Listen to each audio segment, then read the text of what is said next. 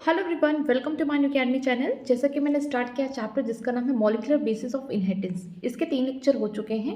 आज ये 4th lecture है। आज हम लोग देखेंगे किस तरीके से डीएनए का रेप्लिकेशन हो रहा है। ठीक है, एक्सपेरिमेंटल प्रूफ देखेंगे। जैसे कि हमने देखा था कल कि डीएनए जो होता है, ठीक है, ये डबल हेलिकल स्ट्रक्चर है, तो उसका एक एक स्ट्रैंड, ठीक है, यहाँ से क्या करता है, एक नया स्ट्रैंड को सिंथेसिस करता है। मतलब कि एक डीएनए से यहाँ पे 2 डीएनए बन रहे हैं और जो न्यू डीएनए बन रहा है उसमें 50% हम बोल सकते हैं पुराना वाला डीएनए रह जा रहा है, मीन्स पेरेंटल डीएनए रह जा रहा है, या उसको टेम्पलेट बोल सकते हैं, वो रह जा रहा है। इसी वजह से हम क्या बोलते हैं कि जो डीएनए में रेप्लिकेशन होता है वो किस तरीके से होता है, सेमी कंजर्वेटिव वे से होता है। तो उसी का हम लोग एक्सपेरिमेंटल प्रूफ देखने जा रहे हैं। तो चलिए स्टार्ट करते हैं। It is now proven that the DNA replicate semi conservatively. ठीक है, यहाँ पे प्रूफ होने जा रहा है कि हमारा जो डीएनए है ये किस तरीके से रेप्लिकेशन करने जा रहा है, सेमी कंजर्वेटिव नेचर का। मतलब कि जो नया वाला डीएनए बनेगा उसके पास 50% पुराने वाले डीएनए का भी पार्ट होगा, स्ट्रैंड होगा। ठीक है, it was shown in the first, ये पहली बार कहाँ देखा गया है, इन एशिया coli and subsequently in higher organism such as plant and human cell. ठीक है, इसको कहाँ कहाँ देखा गया है कि जो डीएनए का रेप्लिकेशन होता है वो सेमी कंजर्वेटिव नेचर का होता है। पहली बार ई कोलाई में देखा गया है। जो ई कोलाई है ये कैसी है, प्रोकैरियोट्स है। ठीक है, ये कैसी है, प्रोकैरियोट्स है, मतलब बैक्टीरिया है ये। फिर प्लांट्स में देखा गया और इसके बाद ह्यूमन के सेल में देखा गया, तो ये दोनों कैसे हैं, यूकैरियोट्स हैं। इसको याद रखिएगा। आगे देखते हैं, यहाँ पे Matthew Meselson and Franklin Stahl perform the following experiment in 1958। यहाँ पे जो बैक्टीरिया के ऊपर काम कर रहे थे कि बैक्टीरिया के थ्रू समझाना चाह रहे थे कि जो डीएनए का रेप्लिकेशन है वो कैसा सेमी कंजर्वेटिव नेचर का है। तो कौन है यहाँ पे, साइंटिस्ट का नाम इंपॉर्टेंट है, इनका नाम है मैथ्यू मेल्सन एंड दूसरा है कौन, Franklin Stahl perform a following experiment in 1958। इनके एक्सपेरिमेंट में हुआ क्या था कि जो बैक्टीरिया है, ठीक है, ये बैक्टीरिया है, मान लीजिए ई कोलाई है, तो इसके पास भी होगा खुद का अपना डीएनए, जेनेटिक मटेरियल होगा। ठीक है, जो इसका डीएनए है उसमें क्या है, नाइट्रोजन 14 है। ठीक है, यहाँ पे जो नाइट्रोजन है वो कौन है, 14 फॉर्म में है। लेकिन इस ई कोलाई को मान लीजिए ये नॉर्मल ई कोलाई है, ठीक है, इसके पास नाइट्रोजन 14 है। इस नॉर्मल ई कोलाई को कहाँ रख दिया गया, एक ऐसे मीडियम में जहाँ पर चारों तरफ यहाँ पे नाइट्रोजन का कंटेंट तो है लेकिन यहाँ पे हैवी नाइट्रोजन है, नाइट्रोजन 15 है। काफ़ी जनरेशन तक छोड़ दिया गया। इससे देखने को मिला कि जो डीएनए है, ठीक है, जब आगे ये ई कोलाई जब आगे रेप्लिकेशन करती है, मीन्स यहाँ पे पहले डीएनए को डबल करता है, तो उस कंडीशन में देखने को मिलता है कि इसके पास क्या है, नाइट्रोजन 15 वाले कंस्टेंट रह जाते हैं। बहुत सारे जनरेशन तक इसको ऐसे सराउंडिंग में रखा गया, ऐसे मीडियम में रखा गया जहाँ पे हैवी नाइट्रोजन है। ठीक है, सपोज करिए ऐसा मानिए कि पहले नाइट्रोजन 14 था तो नॉर्मल कंडीशन था, लेकिन जब नाइट्रोजन 15 आया तो इसका मान लीजिए इसका डीएनए कैसा हो गया, रेड हो गया, सपोज करिए। ठीक है, क्योंकि ये दिखाने के लिए कि इसके पास कौन सा नाइट्रोजन आ रहा है, नाइट्रोजन 15 आ रहा है। कहाँ से आ रहा है, इसके सराउंडिंग से, जो ये खा पी रही है, जो भी सराउंडिंग में है, ठीक है, जो भी ये कल्चर मीडियम में ग्रोन है, ये जो ई कोलाई, ठीक है, वो अपने चारों तरफ जो भी रिसोर्सेज को यूटिलाइज कर रही है, उससे उसको जब भी नाइट्रोजन मिल रहा है वो कैसा मिल रहा है, नाइट्रोजन 15 मिल रहा है, मीन्स हैवी यहाँ पे आइसोटोप देखने को मिलेगा। ये रेडियो एक्टिव नहीं है, ये हैवी आइसोटोप है, किसका, नाइट्रोजन का है। काफ़ी जनरेशन तक रखा गया, हम बोल सकते हैं इसको रख दिया गया होगा 20-25 जनरेशन तक, इसको ऐसे ही छोड़ दिया होगा कि जितने इसमें जितनी बार यहाँ पे रेप्लिकेशन होगा हर बार इसका डीएनए चेक हो रहा है कि इसके पास कितने यहाँ पे नाइट्रोजन 15 है या नहीं है। इसको इतना कर दिया गया कि इसके पास जब भी अब ये रेप्लिकेशन कर रही है तो इसके पास पूरे के पूरे नाइट्रोजन 15 वाले ही क्या कर रहे हैं, यहाँ पे जो नाइट्रोजन 15 के हैवी आइसोटोप है यही आगे चल के क्या कर रहे हैं, रेप्लिकेशन कर रहे हैं। ठीक है, फिर इसको उठा के कहाँ रख दिया गया, फिर से इसको उठा के, ठीक है, ये जो बैक्टीरिया है जो सराउंडिंग नाइट्रोजन 15 में रखा गया था, अब इसको कहाँ उठा के रख दिया गया है, ऐसे सराउंडिंग में जहाँ पे नॉर्मल नाइट्रोजन है, मीन्स नाइट्रोजन 14 नॉर्मल कंडीशन में। ठीक है, पहले कंडीशन में क्या था कि ऐसी यूकोलाई थी, मीन्स बैक्टीरिया थी, इसके पास नाइट्रोजन जो भी था वो 14 वाला था, लेकिन इसको ऐसे कल्चर या ऐसे मीडियम में रखा गया कि जहाँ पे रिसोर्सेज में देखा गया कि जो नाइट्रोजन है वो हैवी आइसोटोप वाला नाइट्रोजन है। बैक्टीरिया उसे यूटिलाइज कर रही है, खा पी रही है, जब आगे सेल का डिवीजन कर रही है 1 से 2 बन रहा है, क्योंकि ई कोलाई में जो होता है 20 मिनट में यहाँ पे सेल डिवीजन होता है। ठीक है, हर 20 मिनट पे क्या करती है ई कोलाई 1 से 2, 2 से 4 इस तरीके से डिवाइड होती रहती है। तो जो भी उसके सराउंडिंग में चारों तरफ देखने को मिलते हैं, यहाँ पे क्या है कि नाइट्रोजन 15 है, तो ये जब भी ई कोलाई अपने सराउंडिंग को फीड कर रही है उस समय उसके बॉडी में नाइट्रोजन का कंस्टेंट कौन वाला जा रहा है, आइसोटोप वाला जा रहा है, मीन्स हैवी आइसोटोप वाला जा रहा है, नाइट्रोजन 15 जा रहा है। ठीक है, यहाँ पे क्या होता है, आगे चल के सेल डिवीजन हो रहा है इस तरीके से। फिर इस टाइप की जो बैक्टीरिया, जब पूरी तरीके से बैक्टीरिया के पास यहाँ पे जब उसका डीएनए नाइट्रोजन 15 वाला हो गया, ठीक है, पूरी तरीके से हैवी आइसोटोप का बना, इसको फिर उठा के कहाँ रख दिया गया, नॉर्मल सराउंडिंग में। तो आप यहाँ पे देखेंगे एनसीईआरटी के डायग्राम में, अब समझ में आएगा। यहाँ से स्टार्ट हो रही है कहानी कि पहले इकोलाई के पास कैसा था, नाइट्रोजन 14 वाला था, नॉर्मल कंडीशन में उठा के रख दिया गया ऐसे सराउंडिंग में जहाँ पे हैवी आइसोटोप था नाइट्रोजन का, नाइट्रोजन 15, ठीक है, डीएनए। अब बहुत सारे जनरेशन तक उसको वहाँ छोड़ दिया गया, जिसकी वजह से उसके बॉडी में जब उसका डीएनए को देखा गया तो उसके पास कैसे आइसोटोप थे नाइट्रोजन के, नाइट्रोजन 15 मीन्स हैवी आइसोटोप थे, ठीक है। ये देखिए पूरा हैवी आइसोटोप है। अब इसको उठा के कहाँ रख दिया गया, फिर से इसको उठा के हम बोल सकते हैं नॉर्मल कंडीशन में रख दिया गया है। देखिए कि ऐसे सराउंडिंग में रखा गया है जहाँ पर नाइट्रोजन 14 वाले यहाँ पे बोल सकते हैं आइसोटोप है, ठीक है। इसको उठा के फिर से नॉर्मल रखा गया। अब नॉर्मल रखने पे क्या होगा कि जो भी ये डीएनए है, ठीक है, बैक्टीरिया का जो भी डीएनए है, दोनों स्ट्रैंड बाहर निकलेंगे, इस तरीके से निकले, फिर से क्या करने लगे, रेप्लिकेशन करने लगे। लेकिन इस बार सराउंडिंग क्या है, इस बार सराउंडिंग है नॉर्मल नाइट्रोजन है, नाइट्रोजन 14 के आइसोटोप रखे गए हैं। तो यहाँ पे देखेंगे कि जो नाइट्रोजन 15 से आया हुआ डीएनए है आगे चल के क्या कर रहा है, रेप्लिकेशन कर रहा है, जिसमें आपको देखने को मिलेंगे यहाँ पर कि यहाँ पे नाइट्रोजन 14 के इस तरीके से यहाँ पे डीएनए सिंथेसिस हो रहे हैं, मीन्स स्ट्रैंड सिंथेसिस हो रहा है। तो पहले कंडीशन में आपको देखने को मिलेगा यहाँ पे सेंट्रीफ्यूगेशन होगा, किसकी मदद से होगा, यहाँ पे सीजियम क्लोराइड की मदद से होगा, ठीक है। सेंट्रीफ्यूगेशन में देखा जाता है कि कितनी इसकी डेंसिटी है, कितना इसका मास है, डीएनए का मास या डीएनए की डेंसिटी देखते हैं, ठीक है। सेपरेशन किया जाता है डीएनए को बाय सेंट्रीफ्यूगेशन मेथड से, और यहाँ पे किसका इस्तेमाल किया जाता है, सीजियम क्लोराइड का। तो पहले कैसा था, पहले जब डीएनए देखा गया इकोलाई का, जब नाइट्रोजन 15 वाले सराउंडिंग में था, उस समय इसके पास डीएनए कैसे वाले थे, सब के सब हैवी आइसोटोप वाले थे। तो हम बोल सकते हैं कि ग्रेविटेशनल, अगर आप इसको सीधा कर ले, सपोज करिए आप इसको इस तरीके से सीधा कर ले, तो नीचे कहीं नीचे आपको नाइट्रोजन 15 के यहाँ पे बोल सकते हैं आइसोटोप वाले डीएनए देखने को मिलेंगे, क्योंकि ग्रेविटेशन फोर्स से जिसका मास ज़्यादा होगा वो नीचे होगा, ठीक है। फिर 20 मिनट बाद हमने क्या कराया, इसका फिर से हमने डीएनए का रेप्लिकेशन कराया, इसके बाद सेल डिवीजन करा दिया, क्योंकि डीएनए का रेप्लिकेशन थोड़े ही टाइम पहले, सेल डिवीजन के थोड़े टाइम पहले होता है, ठीक है। एक इकोलाई से 2 इकोलाई कब बनेंगे, 20 मिनट्स में बनेंगे। मतलब कि एक सेल जो है प्रोकैरियोट्स का इकोलाई का हर 20 मिनट में क्या होता है, डिवाइड करता होता है, ठीक है। तो यहाँ पे क्या देखने को मिल रहा है कि नाइट्रोजन 15 का एक स्ट्रैंड यहाँ आया, दूसरा यहाँ आया, ठीक है। आप कहाँ है, किस सराउंडिंग में है, ऐसे सराउंडिंग में है जहाँ पर नाइट्रोजन 14 वाले हैं, ठीक है। यहाँ पे जो भी सराउंडिंग खाना पीना दिया गया है वो उसमें नाइट्रोजन 14 भर भर के रखे गए हैं।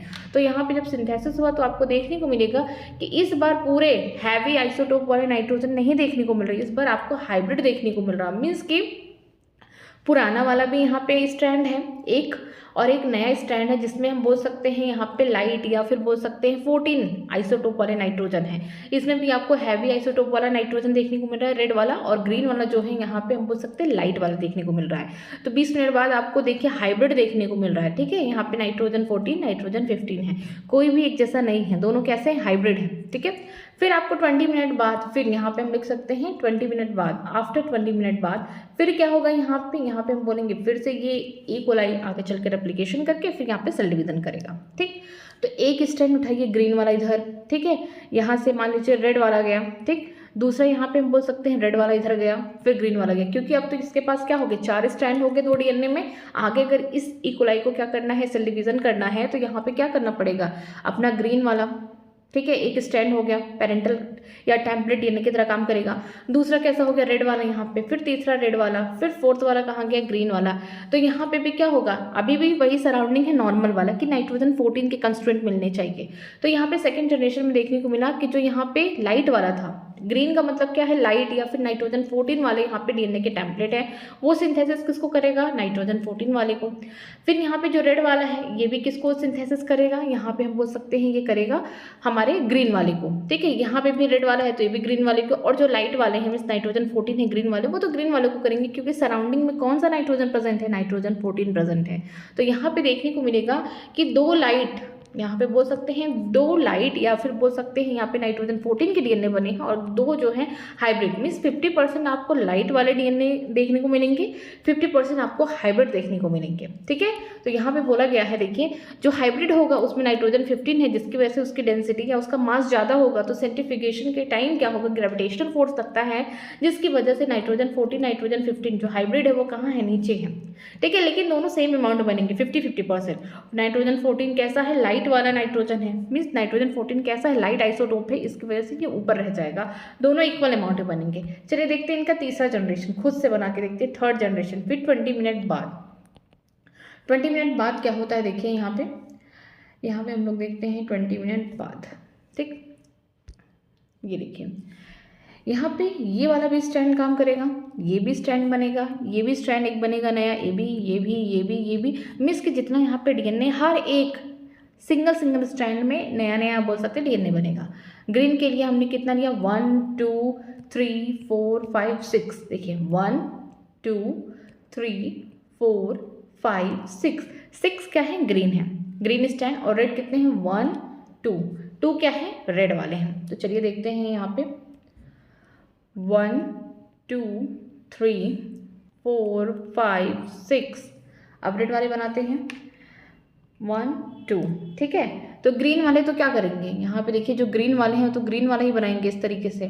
ठीक है, यहाँ पे ग्रीन वाला तो ग्रीन वाले ही डीएनए, ग्रीन का मतलब क्या है, नाइट्रोजन 14 है। ठीक है, यहाँ पे ये देखिए ग्रीन इस तरीके से, ये ग्रीन बन रहा है, यहाँ पे भी इस तरीके से ग्रीन बन रहा है। अब रेड वाले भी क्या करेंगे, ग्रीन वाले ही स्ट्रैंड नया बनाएंगे। तो आपको देखने को क्या मिल रहा है कि ओवरऑल कितने डीएनए बन रहे हैं, 1 2 3 4 5 6 7 8, 8 में से हम बोल सकते हैं 1 2 3 4 5 6।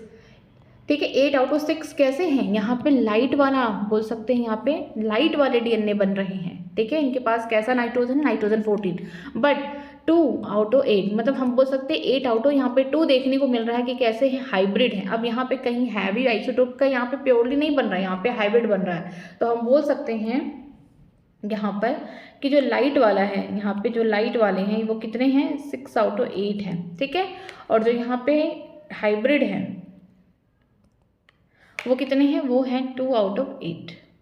इसको डिवाइड करेंगे 3/4 हो गया, इसको डिवाइड करेंगे 1/4, 1/4, यहाँ पे 3/4, मतलब कि यहाँ देखने को मिल रहा है 75% आपको लाइट, 75% आपको क्या देखने को मिल रहा है कि लाइट डीएनए बन रहा है। और यहाँ पे 1/4 का मतलब 25% आपको देखने को मिलेगा हाइब्रिड वाला। बट याद रखिएगा कि जो लाइट वाले डीएनए से हाइब्रिड वाले डीएनए की डेंसिटी मास थोड़ा ज़्यादा है। ठीक है, तो इसको कैसे रिप्रेजेंट करेंगे, ड्यूरिंग सेंट्रीफ्यूगेशन इस तरीके से बनाते हैं। मान लीजिए ये बॉटल है इस तरीके से। ठीक है, ग्रीन की बात करते हैं, वो लाइट है। ठीक है, लेकिन ज़्यादा नंबर में है as compare to hybrid, hybrid से तो ज़्यादा नंबर में है, कितना, 6। तो ये जो बैंड होगा ये कैसा होगा, वाइड हो जाएगा। ये जो बैंड है ये कैसा हो जाएगा, ये वाइड हो जाएगा। तभी तो पता चलेगा कि जो अमाउंट है लाइट वाले डीएनए का ज़्यादा है किससे, हाइब्रिड वाले डीएनए से। तो इसका देखिए ये बैंड कैसा हो जाएगा, चौड़ा हो जाएगा। बट अगर डेंसिटी की बात करेंगे तो किससे कम है, हाइब्रिड वाला। अब हम बात करते हैं हाइब्रिड वाले की, तो हाइब्रिड वाला मान लीजिए इतना ही है। क्यों, क्योंकि 25% है और हमारा जो लाइट वाला डीएनए बना है थर्ड जनरेशन में ये कितना परसेंट बना है, यहाँ पे 75%। लेकिन कहीं आपको प्योरली हैवी बना नहीं। तो ये हमारा क्या है, लाइट डीएनए है। ठीक, और ये हमारा क्या हो गया, हाइब्रिड हो गया थर्ड जनरेशन में। ठीक है, देखिए पहले हुआ क्या था कि हमारे पास एक ई कोलाई थी नॉर्मल कंडीशन में, उसके पास क्या था, उसके डीएनए में नाइट्रोजन 14 था। लेकिन एक्सपेरिमेंट के दौरान इनको ऐसी जगह रख दिया गया कि जहाँ पे चारों तरफ जो भी रिसोर्सेज थे नाइट्रोजन से, वो नाइट्रोजन हैवी वाले आइसोटोप के थे। ठीक है, नाइट्रोजन 15 थे। काफ़ी सेवरल जनरेशन तक वहाँ पे ई कोलाई को छोड़ दिया गया। अब ई कोलाई जब रिप्रोडक्शन कर रही है या फिर सेल को अपना डिवीजन कर रही है, उस टाइम उसको अपने डीएनए को डबल करना पड़ेगा। ठीक है, डुप्लीकेशन करना पड़ेगा, रेप्लिकेशन करना पड़ेगा। तो उस टाइम देखने को मिला कि जितनी बार जितनी बार ई कोलाई यहाँ पे नाइट्रोजन 15 हैवी आइसोटोप के प्रेजेंस में यहाँ पे ई कोलाई जितनी बार यहाँ पे रेप्लिकेशन कर रही है, हर बार उसके एक स्ट्रैंड में एक नाइट्रोजन 15 वाला बोल सकते हैं यहाँ पे कंस्ट्रुएंट देखने को मिला। काफ़ी सेवरल जनरेशन तक छोड़ दिया गया जब तक कि पूरी तरीके से हैवी आइसोटोप ना बन जाए। ठीक है, मीन्स कि जो भी उसका डीएनए है वो किसका बन रहा है, सिर्फ हैवी आइसोटोप का बन रहा है, नाइट्रोजन 15 का प्योरली बन रहा है। अब लाइट वाले का कोई भी पार्ट नहीं बचा हुआ है। ठीक है, तो फिर उठा के इस ई कोलाई को ला दिया गया, कहाँ पे रख दिया गया, कल्चर में नाइट्रोजन 14 के। तो वही हम लोग करने जा रहे, देखिए कि हमने ई कोलाई को काफ़ी जनरेशन बाद उठा के कहाँ से लेके आ रहे, ऐसे कल्चर से जहाँ पर नाइट्रोजन 15 था, मीन्स हैवी आइसोटोप था, वहाँ से उठा के ला के रख रहे कहाँ पे, नॉर्मल कंडीशन में जहाँ पे नाइट्रोजन 14 है। ठीक है, 20 मिनट में देखते हैं कि जो ई कोलाई होता है 1 से 2 सेल डिवीजन करते हैं, मीन्स उससे पहले ही ये लोग डुप्लीकेशन कर लेते हैं, रेप्लिकेशन कर लेते हैं डीएनए का। तो देखने को मिला कि जो हैवी आइसोटोप वाला है यहाँ पे एक स्ट्रैंड यहाँ चला गया, 2 स्ट्रैंड हो गए, और फिर यहाँ पे उसके बगल में एक नया स्ट्रैंड बन रहा है, लेकिन इसमें क्या है, नाइट्रोजन 14 है कि हैवी आइसोटोप वाले नाइट्रोजन से नहीं बना हुआ है। तो इनके हम बोल सकते हैं फर्स्ट जनरेशन में आपको क्या देखने को मिल रहा है, पूरा हाइब्रिड, नाइट्रोजन 14 और नाइट्रोजन 15 दोनों प्रेजेंट है। ठीक है, तो जब सेंट्रीफ्यूगेशन हुआ पहली बार, ठीक है, जब हम लोग लेके आए थे 15 नाइट्रोजन आइसोटोप वाले डीएनए को, ठीक है, तो यहाँ पे पूरा हैवी वाला था, मीन्स नाइट्रोजन 15 था, तो इनका मास ज़्यादा है, डेंसिटी ज़्यादा है, तो ये कहाँ नीचे रहेंगे, सेंट्रीफ्यूगेशन में हम बोल सकते हैं ये नीचे रहेंगे। ठीक है, पहले जनरेशन में देखने को मिला, तो ये क्या बन गए, हाइब्रिड बन गए। हाइब्रिड का मतलब ये कहीं बीच में होंगे। ओके, फिर देखते हैं सेकेंड जनरेशन। यहाँ पे ये 40 मिनट का मतलब है कि 0 से लेके 40, यहाँ से यहाँ तक। अगर मैं 20 मिनट की बात करती हूँ तो इस जनरेशन का बस इतना, लेकिन यहाँ पे आप बना सकते हैं 40 मिनट का मतलब यहाँ से लेकर यहाँ तक 40 मिनट बोला गया है। ठीक है, और यहाँ पे 20 मिनट, एक के बाद एक जो होगा हर 20-20 मिनट में होगा, लेकिन अगर इनिशियल शुरुआत से देखेंगे तो आपको एड ऑन कर लेना है टाइम को। ठीक है, फिर हम सोचे कि सेकेंड जनरेशन का बनाते हैं हाइब्रिड का, कि किस तरीके से आगे डीएनए का रेप्लिकेशन कर रहे हैं। हमने 20 मिनट बाद फिर से वेट किया, यहाँ पे ग्रीन वाला स्ट्रैंड इधर चला गया, रेड वाला स्ट्रैंड यहाँ, रेड वाला स्ट्रैंड यहाँ, ग्रीन वाला यहाँ। ठीक है, अब हर एक स्ट्रैंड क्या करेगा, एक नया यहाँ पे नया स्ट्रैंड बनाएगा, लेकिन इनके पास क्या है, नाइट्रोजन 14 है। क्यों? क्योंकि ये जो ई कोलाई है इसको ऐसे सराउंडिंग में रखा गया है जहाँ पे सिर्फ और सिर्फ नाइट्रोजन 14 की कंस्ट्रेंट प्रेजेंट है। ठीक है, तो यहाँ पे ग्रीन से ग्रीन बन रहा है, रेड से भी ग्रीन बन रहा है, रेड से भी ग्रीन बन रहा है, ग्रीन से ग्रीन। तो यहाँ पे देखने को मिला कि ये जो ग्रीन वाले हैं, प्योरली ग्रीन वाले, ये कैसे हैं, इनके पास नाइट्रोजन 14 है। लाइट वाले यहाँ पे आइसोटोप प्रेजेंट है किसके, नाइट्रोजन के। ठीक है, और बीच में देखिए रेड और ग्रीन जो प्रेजेंट है, ये कैसे हाइब्रिड है। इनके पास का है एक जो स्ट्रैंड है डीएनए का नाइट्रोजन 14 का है, मिस लाइट आइसोटोप है, और एक देखेंगे रेड वाला जो है हैवी आइसोटोप है नाइट्रोजन का। तो यहाँ पे जो सेकंड जनरेशन हुआ उसमें देखने को मिला कि 50% आपके पास क्या है, लाइट डीएनए है, और 50% आपके पास क्या है, हाइब्रिड है, मिस नाइट्रोजन 14 नाइट्रोजन 15 दोनों प्रेजेंट है। अगर देखा जाए लाइट की कंपेयर में तो जो हाइब्रिड होगा इसका वेट ज़्यादा होगा थोड़ा सा सेंट्रीफ्यूगेशन करने के टाइम। तो यहाँ पे देखेंगे कि जो हाइब्रिड है नाइट्रोजन 14 नाइट्रोजन 15 ये नीचे की तरफ है, मतलब बीच में ये नीचे। क्यों? क्योंकि इसका थोड़ा सा मास ज़्यादा है, ग्रेविटेशन फोर्स की मदद से देखेंगे हम तो इनका मास ज़्यादा होगा। अगर लाइट की बात करते हैं तो ये ऊपर रह जाते हैं, लेकिन हाँ सेकेंड जनरेशन में दोनों ही 50-50% में है। देखिए दो ये बने तो दो ये बने, ओवरऑल 50% है।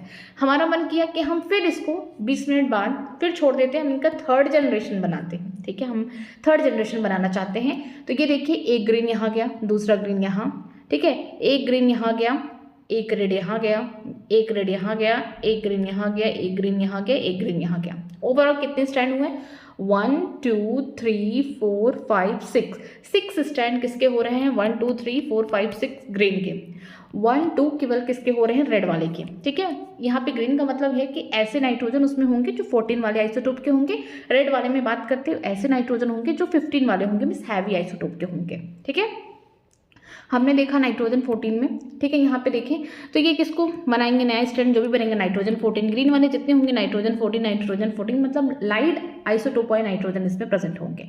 लेकिन नाइट्रोजन 15 भी क्या करेंगे, ग्रीन वाले ही स्ट्रैंड को बनाएंगे, क्योंकि ऐसे कल्चर में रखा गया है जहाँ पे नाइट्रोजन किस फॉर्म में है, नाइट्रोजन 14 के फॉर्म में या लाइट आइसोटोप के फॉर्म में है। ठीक है, तो यहाँ पे ओवरऑल देखने को मिला कि कितने यहाँ पे डीएनए बन रहे हैं, डीएनए बन रहे हैं टोटल 8 डीएनए बन रहे हैं, लेकिन 8 आउट ऑफ यहाँ पे आपको 1 2 3 4 5 6 देखने को मिल रहा है कि कैसे है लाइट आइसोटोप वाले यहाँ पे आपको नाइट्रोजन देखने को मिल रहा है डीएनए में। लेकिन 2 कैसे हैं, 8 में से 2 इस तरीके से है कि ये कैसे हाइब्रिड है, इनके पास एक स्ट्रैंड नाइट्रोजन 14 का है, दूसरा स्ट्रैंड नाइट्रोजन 15 का है। ठीक है। तो यहाँ पे हम इस तरीके से कैलकुलेट किए 6 आउट ऑफ 8 यहाँ पे हम बोल सकते हैं। तो यहाँ पे 3/4 हो गया, हमें 75% बनेंगे लाइट वाले डीएनए की स्ट्रैंड। अगर हाइब्रिड की बात करते हैं 2 आउट ऑफ 8 मतलब 1/4 हो गया, इसका मतलब 25% जो होंगे यहाँ पे हाइब्रिड बनेंगे। इसका मतलब यही हुआ कि जो लाइट वाले हैं ये ज़्यादा अमाउंट में बनते जा रहे हैं और हाइब्रिड कम होता जा रहा है। यहाँ पे पहले हाइब्रिड कितना था सेकेंड जनरेशन में 50-50% था लाइट के साथ, लेकिन आगे जो थर्ड जनरेशन आया यहाँ पे देखिए हाइब्रिड कम होता गया एज कम्पेयर टू लाइट। फिर आगे के जनरेशन देखेंगे फिर हाइब्रिड कम होता हुआ जाएगा और लाइट वाला बढ़ता जाएगा। क्यों? क्योंकि जो कल्चर मीडियम है यहाँ पे नाइट्रोजन 14 वाला, इससे ये पता चला कि ई कोलाई के पास हर बार जितनी बार वो रेप्लिकेशन कर रहा है उसके पास हर बार पुराने वाले डीएनए का स्ट्रैंड एक रहता है, जिसकी वजह से जो नया डीएनए यहाँ पे सिंथेसिस हो रहा है उसे हम सेमी कंजर्वेटिव बोलते हैं। मतलब सेमी कंजर्वेटिव का मतलब यही हुआ इस एक्सपेरिमेंट से कि जो नया डीएनए बन रहा है ई कोलाई में, ठीक है, उसके पास 50% उसके टेम्पलेट या फिर बोल सकते हैं पेरेंटल या फिर ओल्ड डीएनए का पार्ट है 50% और नया जो है 50% है। तो इसी को बोलते हैं सेमी कंजर्वेटिव वे। ठीक है, तो चलिए पढ़ते हैं यहाँ पे एनसीईआरटी में क्या दिया गया है। अब यहाँ पे जो दोनों साइंटिस्ट इन्होंने कैसे काम किया, they grow E coli in a medium containing ammoniacal chloride जिसमें नाइट्रोजन 15 है।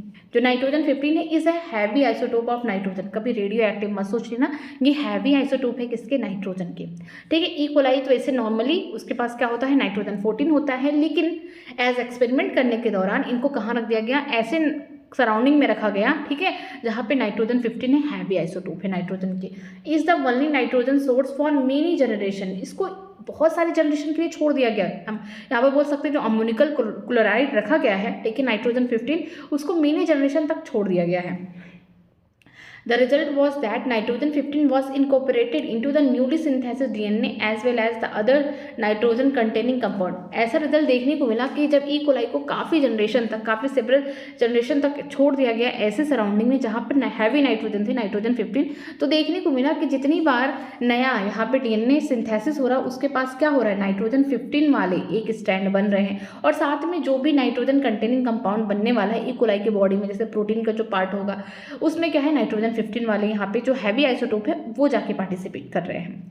दिस हैवी डीएनए मॉलिक्यूल को distinguish from the normal DNA by centrifugation in the caesium chloride density gradient. ठीक है, यहाँ पे बोला गया है कि जो हैवी मॉलिक्यूल है डीएनए का, इसको हम नॉर्मल डीएनए से किस तरीके से अलग करें, कैसे पता चले कि ये वाला हैवी है वेट में और ये वाला लाइट है, हमको कैसे पता चलेगा। हमने क्या किया, सेंट्रीफ्यूगेशन किया। किसकी मदद से किया है, सीजियम क्लोराइड की मदद से हमने सेंट्रीफ्यूगेशन किया, जिसमें देखने को मिलता है कि जिसकी डेंसिटी ज़्यादा होती है वो ग्रेविटेशनल फोर्स की वजह से नीचे चला जाता है, ठीक है, और जिनकी डेंसिटी मास कम होता है वो ऊपर रह जाते हैं। Please note that the nitrogen 15 is not radio active isotope. ठीक है, याद रखिएगा कि जो नाइट्रोजन 15 यहाँ पे इस्तेमाल किया गया है वो कोई रेडियो एक्टिव आइसोटोप नहीं, वो हैवी आइसोटोप है।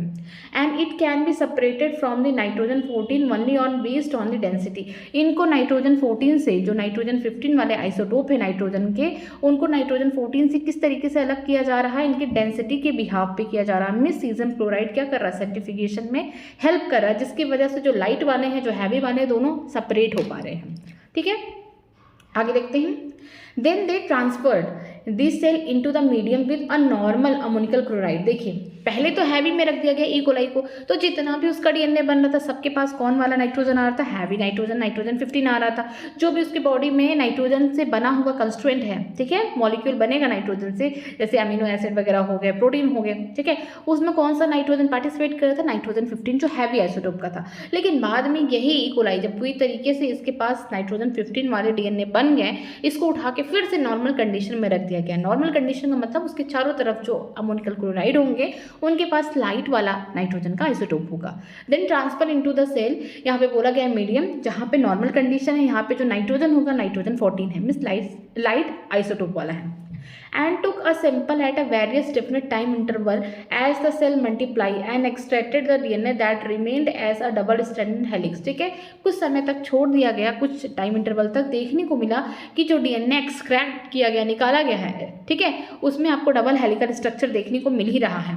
The various sample were separated independently on the caesium chloride gradient to measure the density of the DNA. ठीक है, हमने पहले जनरेशन में देखा, क्या देखने को मिला यहाँ पे फर्स्ट जनरेशन में इनके, देखिए आपको देखने को मिला कि फर्स्ट जनरेशन में इनके पास क्या देखने को मिल रहा है, हाइब्रिड बन रहा है, पूरा 100% हाइब्रिड बन रहा है। जब इनको नॉर्मल कंडीशन में रख दिया गया, कहाँ से लेके आए इस इकोलाई को, बहुत सालों तक कहाँ पड़ा था, ये ऐसी जगह पड़ा था जहाँ पे नाइट्रोजन किस फॉर्म में था, नाइट्रोजन 15 मीन्स हैवी आइसोटोप के फॉर्म में था। इसको उठा के हम कहाँ लेके आके नॉर्मल कंडीशन में ला के रख दिए, तो इनके पहले जनरेशन में देखने को मिला कि हाइब्रिड बन रहा, मीन्स 100% यहाँ पे क्या बन रहा, हाइब्रिड। यहाँ पे ना लाइट वाला 100% बन रहा और ना ही यहाँ पे हैवी आइसोटोप वाला बन रहा है डीएनए, ठीक है।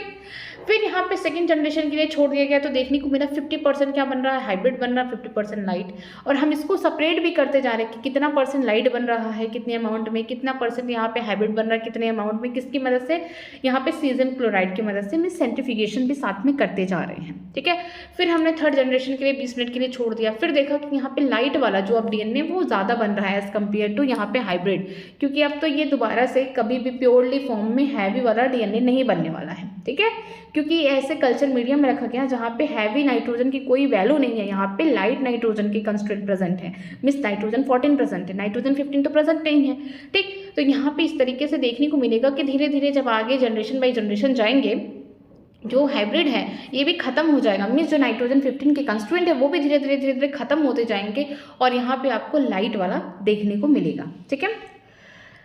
नेक्स्ट देखते हैं यहाँ पे क्या लिखा गया है, can you recall what centrifugal force is and think why a molecule with higher mass density would be sedimented faster. आप सेंट्रीफ्यूगल फोर्स पढ़े भी होंगे, सर्कुलर मोशन में ये क्या होता है, जो सेंट्रीफ्यूगेशन फोर्स होते हैं ये किस पे डिपेंडेंट करते हैं, मास पे डिपेंडेंट करते हैं, ठीक है। जिसका मास ज़्यादा होगा वो क्या करते हैं, जल्दी से सेंटर की तरफ, जो ये मान लीजिए कोई सर्कल है, ठीक है, सर्कल के इस तरीके इसका मास ज़्यादा है, तो ये क्या होगा, जो सेंट्रीफ्यूगल फोर्स है ये क्या करते हैं, सर्कल से दूर जाते हैं, लेकिन सेंट्रीपिटल जो होता है सर्कल के पास आता है, ठीक है। ये फिजिक्स का पार्ट है, आप इसको पढ़ सकते हैं। द रिजल्ट आर सोन इन दी 5.7, ठीक है। इसका जो रिजल्ट था सेकेंड वाले का यहाँ देखने को मिला। अब थर्ड में चलते हैं। Thus the DNA that was extracted from the culture one generation after the transfer from the nitrogen 15 to nitrogen 14 medium, that is after 20 minutes the E. coli divided into 20 minutes had a hybrid or immediately intermediate density। बोला गया है कि अगर आपने देखा होगा कि जो हमारा नाइट्रोजन 15 का यहाँ पे प्योरली फॉर्म में डीएनए है ई कोलाई का, इसको जब हमने ट्रांसफर किया कहाँ पे, नाइट्रोजन 15 से नाइट्रोजन 14 वाले मीडियम में करा, मिस की जो अमोनियम क्लोराइड थे वो नाइट्रोजन 15 वाले फॉर्म में थे, मिस हैवी आइसोटोप के फॉर्म में थे नाइट्रोजन। अब इसको लाइट वाले नाइट्रोजन में रखा गया, ठीक है, लाइट आइसोटोप वाले नाइट्रोजन में रखा गया। 20 मिनट में देखा गया कि फर्स्ट जनरेशन में क्या बन रहा है, हाइब्रिड बन रहा है। देखिए यहाँ पे फर्स्ट जनरेशन में हाइब्रिड बना और इसकी जो डेंसिटी थी इंटरमीडिएट थी, मीन्स हैवी और लाइट के बीच की थी, ठीक। डीएनए एक्सट्रैक्ट, यहाँ पे बोला कि डीएनए को निकाला गया है extract from the culture after another generation that is about 14 minute second generation was composed of equal amount of the hybrid DNA and the light DNA। बोला गया है कि जब इसको सेकेंड जनरेशन के लिए छोड़ दिया गया है, अब इनिशियल से 40 मिनट हो गया, लेकिन after a first generation 20 minute के लिए छोड़ दिया गया है, तो देखने को मिल रहा है यहाँ पे कि 50% कैसे हैं, लाइट वाले यहाँ पे बोल सकते हैं डीएनए बन रहे हैं, ठीक है। लाइट का मतलब है कि यहाँ पे नाइट्रोजन 14 होंगे डीएनए में और 50% क्या बन रहे हैं, हाइब्रिड बन रहे हैं। तो इसमें ये देखने को मिल रहा है कि दोनों ही इक्वल अमाउंट में बन रहे हैं, बस जो डेंसिटी है हाइब्रिड की वो किससे ज़्यादा है, लाइट वाले से ज़्यादा है, जिसकी वजह से ये थोड़ा सा नीचे बैंड है, ठीक है। आगे देखते हैं, if E coli was allowed to grow for the 80 minutes then what would be the proportion of the light and the hybrid density DNA molecule. अगर इसी ई कोलाई को, अभी जो एक्सपेरिमेंट चल रहा है, हमने 3 जनरेशन किया है, 4th जनरेशन की मतलब 80 मिनट हो गया ओवरऑल, तो यहाँ पे प्रोपोर्शन देखते हैं। चलिए एक बार कर लेते हैं इसको रफली। देखिए ये 20 मिनट हो गया, ये 40 मिनट हो गया, हमने जो किया 20 मिनट ये हो गया, बोल सकते हैं 60 मिनट हो गया। नेक्स्ट 20 मिनट और करेंगे तो ये 80 मिनट हो जाएगा। मीन्स कि यहाँ पे फर्स्ट जनरेशन, सेकंड जनरेशन देखा, थर्ड, हम लोग 4th जनरेशन की बात करने जा रहे हैं। अगर हम 4th जनरेशन की बात करते हैं, फॉर एग्जाम्पल ये देखिए, अगर हम यहाँ पे 4th जनरेशन की बात करते हैं, फिर 20 मिनट और थोड़ा सा ले लेते हैं, ये क्या हो जाएगा, हमारा 4th जनरेशन है, ठीक है। इस 4th जनरेशन में हम लोग देखते हैं कितना यहाँ पे लाइट वाला, उसको काउंट करते हैं 1 2 3 4 5 6 है, 6 डीएनए। तो इसके पास कितने स्ट्रैंड निकलेंगे, 12। देखिए 1 2 3 4 5 6 7 8 9 10 11 12, ठीक है।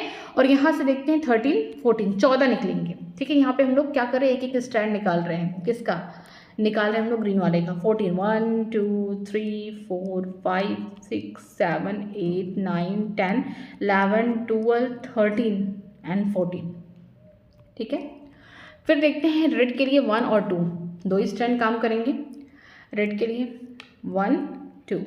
अब जो यहाँ पे डीएनए बनने वाला है देखिए, एक डीएनए बन रहा है, दूसरा, तीसरा, चौथा, पाँचवा, छठवां, 7 8 9 10 11 12 13 14। मिस यहाँ पे आपको 14 कैसे बने हैं, लाइट वाले, और दो हाइब्रिड बनेंगे। देखिए दो हाइब्रिड। ओवरऑल कितने डीएनए बने हैं, देखिए काउंट कर लीजिए। ओवरऑल यहाँ से देख सकते हैं आप कि 1 2 3 4 5 6 7 8 9 10 11 12 13 14 यहाँ पे लाइट बनेंगे आगे चल के, और दो यहाँ पे कैसे हैं, हाइब्रिड बनाएंगे। यहाँ पे देखते हैं 1 2 3 4 5 6 7 8 9 10 11 12 13 14 लाइट हो गए और दो हाइब्रिड। ओवरऑल कितने बने, 16 आउट ऑफ 2 कितने हो गए हमारा, 1/8 जो हो गया हमारा क्या बना है, हाइब्रिड बना है। ठीक, अगर हम बात करते हैं लाइट की, तो लाइट जो है 16 ओवरऑल है, 16 आउट ऑफ 14 ये क्या बना है हमारा, लाइट बना है। मिस हम इसको लिख सकते हैं 7/8। ठीक है, ये हमारा लाइट वाला डीएनए बना है। तो अगर हम इसको परसेंटेज के फॉर्म में रखेंगे तो 1/8 इंटू 100 अगर करेंगे तो समथिंग आएगा 12.5। ठीक है, ये किसके लिए है, हाइब्रिड के परसेंटेज हैं। अगर हम लाइट की बात करते हैं, यहाँ पे लाइट की बात करते हैं तो 7/8 इंटू 100 करेंगे तो ये कितना आएगा, देखिए यहाँ पे ये कितना आएगा, यहाँ पे आएगा 87 पॉइंट समथिंग आएगा। ठीक है, तो यहाँ पे आप देख रहे हैं कि जो लाइट वाला है वो ज़्यादा डीएनए बन रहा है, लेकिन कहीं ना कहीं जो परसेंटेज है हाइब्रिड का वो कम होता जा रहा है। ठीक है, अमाउंट भी कम हो रहा है, हाइब्रिड में अमाउंट कम हो रहा है, मतलब कि यहाँ पे 16 डीएनए बने, 16 में से सिर्फ हाइब्रिड 2 थे, बाकी जो 14 थे वो क्या थे, लाइट थे। अमाउंट भी कम बना और परसेंटेज भी कम हो गए। तो यहाँ पे बोल सकते हैं 80 मिनट के लिए, मीन्स हम 4th जनरेशन की बात करते हैं तो यहाँ पर जो लाइट वाला डीएनए बन रहा है वो कितना परसेंट है, यहाँ पे लिखते हैं 85.7% बन रहा है। अगर हम हाइब्रिड की बात करते हैं ये सिर्फ और सिर्फ कितना परसेंट है, 12.5% है। ठीक है, अब यहाँ पे जितना आगे हम जा रहे हैं जनरेशन टू जनरेशन उतना ही क्या हो रहा है, लाइट वाला डीएनए बन रहा है और यहाँ पे हाइब्रिड जो डेंसिटी का डीएनए वो कम होता जा रहा है। ठीक है, नेक्स्ट देखते हैं आगे। Very similar experiment involve the use of the, देखिए अब कोई दूसरे साइंटिस्ट आते हैं, वो भी क्या प्रूव करना चाहते हैं कि जो डीएनए है उसका जो रेप्लिकेशन हो रहा है सेमी कंजर्वेटिव नेचर से हो रहा है। ठीक है, दो साइंटिस्ट थे कौन, वेल्सन एंड स्टॉल। उन्होंने किस पे काम किया था, ई कोलाई पे काम किया था, प्रोकैरियोट्स पे काम किया था। अब ये जो साइंटिस्ट आने वाले हैं टेलर और उनके कुछ कलीग्स, ये किस पे काम करेंगे, यूकैरियोट्स पे काम करेंगे। इनका फैबाबीन है उस पे काम कर रहे हैं, मीन्स एक प्लांट पे काम कर रहे हैं। देखिए कैसे काम किए, very similar experiment involving the use of radioactive thymidine. यहाँ पे रेडियो एक्टिव थायमिडीन का मतलब क्या है, थायमिन का एक न्यूक्लियोसाइड है। ठीक है, तो यहाँ पे रेडियो एक्टिव क्या इस्तेमाल किया गया है, thymidine, to detect the distribution of newly synthesis DNA in the chromosome was performed on the Vicia faba, जिसे बोलते हैं faba bean, by a Taylor and its colleague in 1958। ठीक है, एकदम सेम जैसा कि मेल्सन और स्टाल ने काम किया है, ठीक है, प्रोकैरियोट्स ई कोलाई पे, वैसे ही सेम एक्सपेरिमेंट किसने किया है, टेलर और उनके कुछ टीम वालों ने, मीन्स उनके कलीग ने। कब किया था, 1958, सेम ईयर दिया गया है, उस पर काम किया। ये किस पे काम कर रहे हैं, यूकैरियोट्स पे काम कर रहे हैं, प्लांट पे काम कर रहे हैं जिसका नाम है फिशिया फाबा, मीन्स फाबा बीन पे काम कर रहे हैं। और इन्होंने क्या इस्तेमाल किया, इन्होंने रेडियो एक्टिव थायमिडीन इस्तेमाल किया है और देखा है कि जितनी बार ये जो फाबा बीन के डीएनए बन रहे हैं उतनी बार यहाँ पे क्या हो रहा है, रेडियो एक्टिव थायमिडीन, या बोल सकते हैं जो न्यूली सिंथेसिस डीएनए है उसमें देखने को मिल रहा है कि 50% पुराने वाले डीएनए रह जा रहे हैं, 50% नए वाले डीएनए बन रहे हैं। ठीक है, The experiment proved that the DNA in the chromosome also replicates semi-conservatively। ये एक्सपेरिमेंट्स बताते हैं दोनों लोगों की कि जो डीएनए है क्रोमोसोम के अंदर, जो डीएनए है ये क्या कर रहा है, सेमी कंजर्वेटिव नेचर से आगे की तरफ नए डीएनए बना रहा है। मीन्स जो रेप्लिकेशन हो रहा है वो सेमी कंजर्वेटिव वे में हो रहा है कि जो डीएनए नया वाला बनेंगे उसके पास 50% ओल्ड वाला होगा, 50% नया वाला होगा। ठीक है, आगे देखते हैं the machinery and the enzyme, किस तरीके से रेप्लिकेशन होता है, ये बहुत इंपॉर्टेंट है। देखिए जैसा कि हम जानते हैं, यहाँ पे मैं डायग्राम बनाती हूँ और फटाफट इसको समझाती हूँ। जैसा कि हम जानते हैं जो हमारा डीएनए वो कैसा है, डबल हेलिकल स्ट्रक्चर है। ठीक है, हम चाहते हैं इस डीएनए से 2 डीएनए बने। ठीक है, तो मुझे इनके बीच में, मान लीजिए कि मैं इसको इस तरीके से बना रही हूँ, इनके बीच में कुछ नाइट्रोजन बेस होंगे। मान लीजिए यहाँ पे GC है, ठीक है, क्योंकि ट्रिपल बॉन्ड बना दी मैं। यहाँ पे कौन है, GC है, ए डबल बॉन्ड टी हो गया, टी डबल बॉन्ड यहाँ पे ए हो गया, मतलब यहाँ पे डिफरेंट डिफरेंट यहाँ पे बोल सकते हैं पेयरिंग हो चुका है किसके बीच में, नाइट्रोजनस बेस के बीच में। तो मुझे क्या करना है, जो डबल हेलिकल स्ट्रक्चर का डीएनए है उसको खोलना है। तो सबसे पहले मुझे क्या करना पड़ेगा, मुझे कोई ऐसा एंजाइम ढूंढना पड़ेगा जो इनके बीच का हाइड्रोजन बॉन्ड है उसको ख़त्म करे। वैसे जो डीएनए है मैं इसको अच्छे से बनाती हूँ, जो ये हमारा डबल हेलिकल स्ट्रक्चर का डीएनए है उनके बीच में क्या है, हाइड्रोजन बॉन्डिंग की वजह से डबल हेलिकल स्ट्रक्चर क्या है, स्टेबल है। ठीक है, डीएनए इस तरीके से, ये देखिए ये डीएनए है, इस तरीके से ये हमारा डीएनए है। ठीक है, तो इनके बीच में क्या प्रेजेंट है, हाइड्रोजन बॉन्डिंग इस तरीके से बहुत अच्छे से प्रेजेंट है, जिसकी वजह से जो डीएनए की डबल हेलिकल स्ट्रक्चर इसको स्टेबिलिटी मिलती है। तो मैं चाहती हूँ कि मैं ये जो स्ट्रैंड है, सिंगल सिंगल जो स्ट्रैंड है, ठीक है, इस तरीके से स्ट्रैंड है, इसको खोलना। मैं इसकी पोलैरिटी भी लिख दे रही हूँ। ये है 5'2 आगे जा रहा है, ये 3' हो गया, दूसरा वाला 3'2 आगे 5' हो गया। ठीक है, ऐसे ही होता है, एंटी पोलैरिटी देखने को मिलता है, पैरेलल है, जो पोलैरिटी होगी वो कैसी होगी, अपोजिट होगी। ठीक है, तो मैं चाहती हूँ मेरा जो डीएनए है आगे क्या करे, रेप्लिकेशन करे। अब रेप्लिकेशन के लिए मुझे क्या करना पड़ेगा कि जो इनके बीच का हाइड्रोजन बॉन्डिंग है इनको पहले काटना पड़ेगा, ताकि जो ये जो नाइट्रोजनस बेस हैं जो पेयरिंग कर रहे हैं वो अलग हो जाए, जुदा हो जाए। मुझे कुछ करना पड़ेगा, तो मैंने एक एंजाइम ढूंढा। ठीक है, चाकू की तरह मान लीजिए कच कच कच कच कच कच कैंची की तरह काटता काटता काटता हुआ जा रहा है। ये कौन है एंजाइम, इसके बारे में लिखते हैं, ये है हेलिकेस। ठीक है, पहला एंजाइम जो हेलिकेस है, या फिर इसको हम बोलते हैं अनवाइंडेज। ठीक है, मैं इसका दूसरा नाम लिखती हूँ अनवाइंडेज। ठीक, अनवाइंडेज। तो ये क्या कर रहा है, ये जो एंजाइम है इसका मेन काम क्या है,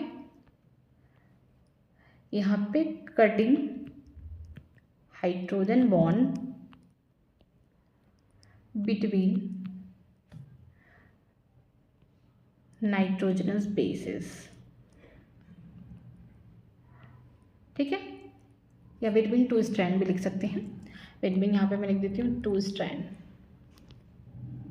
ठीक है, पहले मुझे एक ऐसा कैंची चाहिए कि जो दोनों स्ट्रैंड है ये कैसे हो जाए, अलग हो जाए। ठीक है, 2 स्ट्रैंड क्या हो जाए, अलग हो जाए, अलग हो जाए। अलग करने के लिए मुझे एक ऐसे कैंची ढूंढना पड़ेगा कि इनके बीच का जो हाइड्रोजन बॉन्ड है कोई काटे, और कौन काट रहा है, वो हेलिकेस है या अनवाइंडेज है। ठीक है, अब मान लीजिए कि हमारा डीएनए कट तो गया, मतलब इनके बीच का जो हाइड्रोजन बॉन्डिंग है वो कट तो गया, लेकिन अगर मैं यहाँ पे कुछ ऐसा ना लगाऊं तो फिर से ये क्या करें, एक दूसरे के साथ यहाँ पे क्या कर सकते हैं, कॉम्प्लीमेंट्री बना सकते हैं। मतलब कि ये तो काटता हुआ आगे चला गया, डीएनए तो हमारा 2.2 मीटर का है, तो ये आगे की तरफ भागता जा रहा है हमारा हेलिकेस एंजाइम। ठीक है, तो यहाँ पर कहीं ऐसा ना हो कि फिर से यहाँ पे मान लीजिए ए और टी है, सी और जी है, यहाँ पे देखा सब खाली खाली, फिर से कहीं हाइड्रोजन बॉन्ड ना बना ले। तो इसके लिए मुझे किसके इस्तेमाल करना पड़ेगा, सेकेंड पे, यहाँ पे मैं इस्तेमाल करूँगी SSB प्रोटीन। SSB प्रोटीन का मतलब है single stranded binding protein, single stranded binding protein. ठीक है, यहाँ पे मैंने किसका इस्तेमाल किया है, सिंगल स्ट्रैंडेड बाइंडिंग प्रोटीन। मान लीजिए यहाँ पे लग गया सिंगल स्ट्रैंडेड बाइंडिंग प्रोटीन। इससे क्या होगा कि जो ये प्रोटीन है ये फिर से कॉम्प्लीमेंट्री बनने नहीं देगा, मिस हाइड्रोजन बॉन्डिंग को बनने नहीं देगा, क्योंकि हमारा हेलिकेज है वो काटता हुआ आगे की तरफ जा रहा है। क्या कट कर रहा है, हाइड्रोजन बॉन्ड बिटवीन 2 स्ट्रैंड, या फिर यहाँ पे जो नाइट्रोजन बेस के बीच में हाइड्रोजन बॉन्डिंग उसे काटता हुआ आगे की तरफ जा रहा है। ठीक है, क्योंकि हम 2 स्ट्रैंड के जो डीएनए है उसको अलग कर रहे हैं फॉर रेप्लिकेशन। तो यहाँ पे क्या होगा, हमें कुछ ऐसा करना पड़ेगा कि जो कटा हुआ स्ट्रैंड है फिर से कॉम्प्लीमेंट्री ना बना ले। तो यहाँ पे जो SSB प्रोटीन है, सिंगल स्ट्रैंडेड, यहाँ पे बोल सकते हैं बाइंडिंग प्रोटीन है, ये क्या करते हैं, prevent to form hydrogen bond between 2 strand. ठीक है, ये क्या करते हैं, ये हाइड्रोजन बॉन्डिंग ना हो पाए या कॉम्प्लीमेंट्री यहाँ पे ना बन पाए, ठीक है, 2 स्ट्रैंड के बीच में उसे रोकते हैं। फिर मुझे ज़रूरत पड़ेगी किसकी, यहाँ पर थर्ड RNA प्राइमर। ये RNA प्राइमर क्या है, जो RNA प्राइमर है ये क्या करेगा, पहले मैं इसके बारे में लिखती हूँ, add hydroxyl group to initiate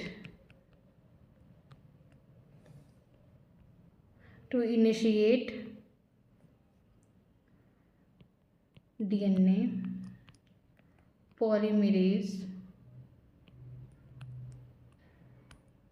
to synthesis new strand.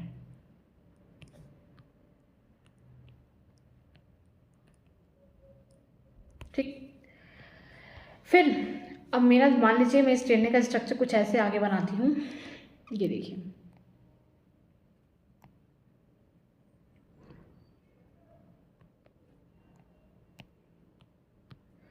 3 to 5।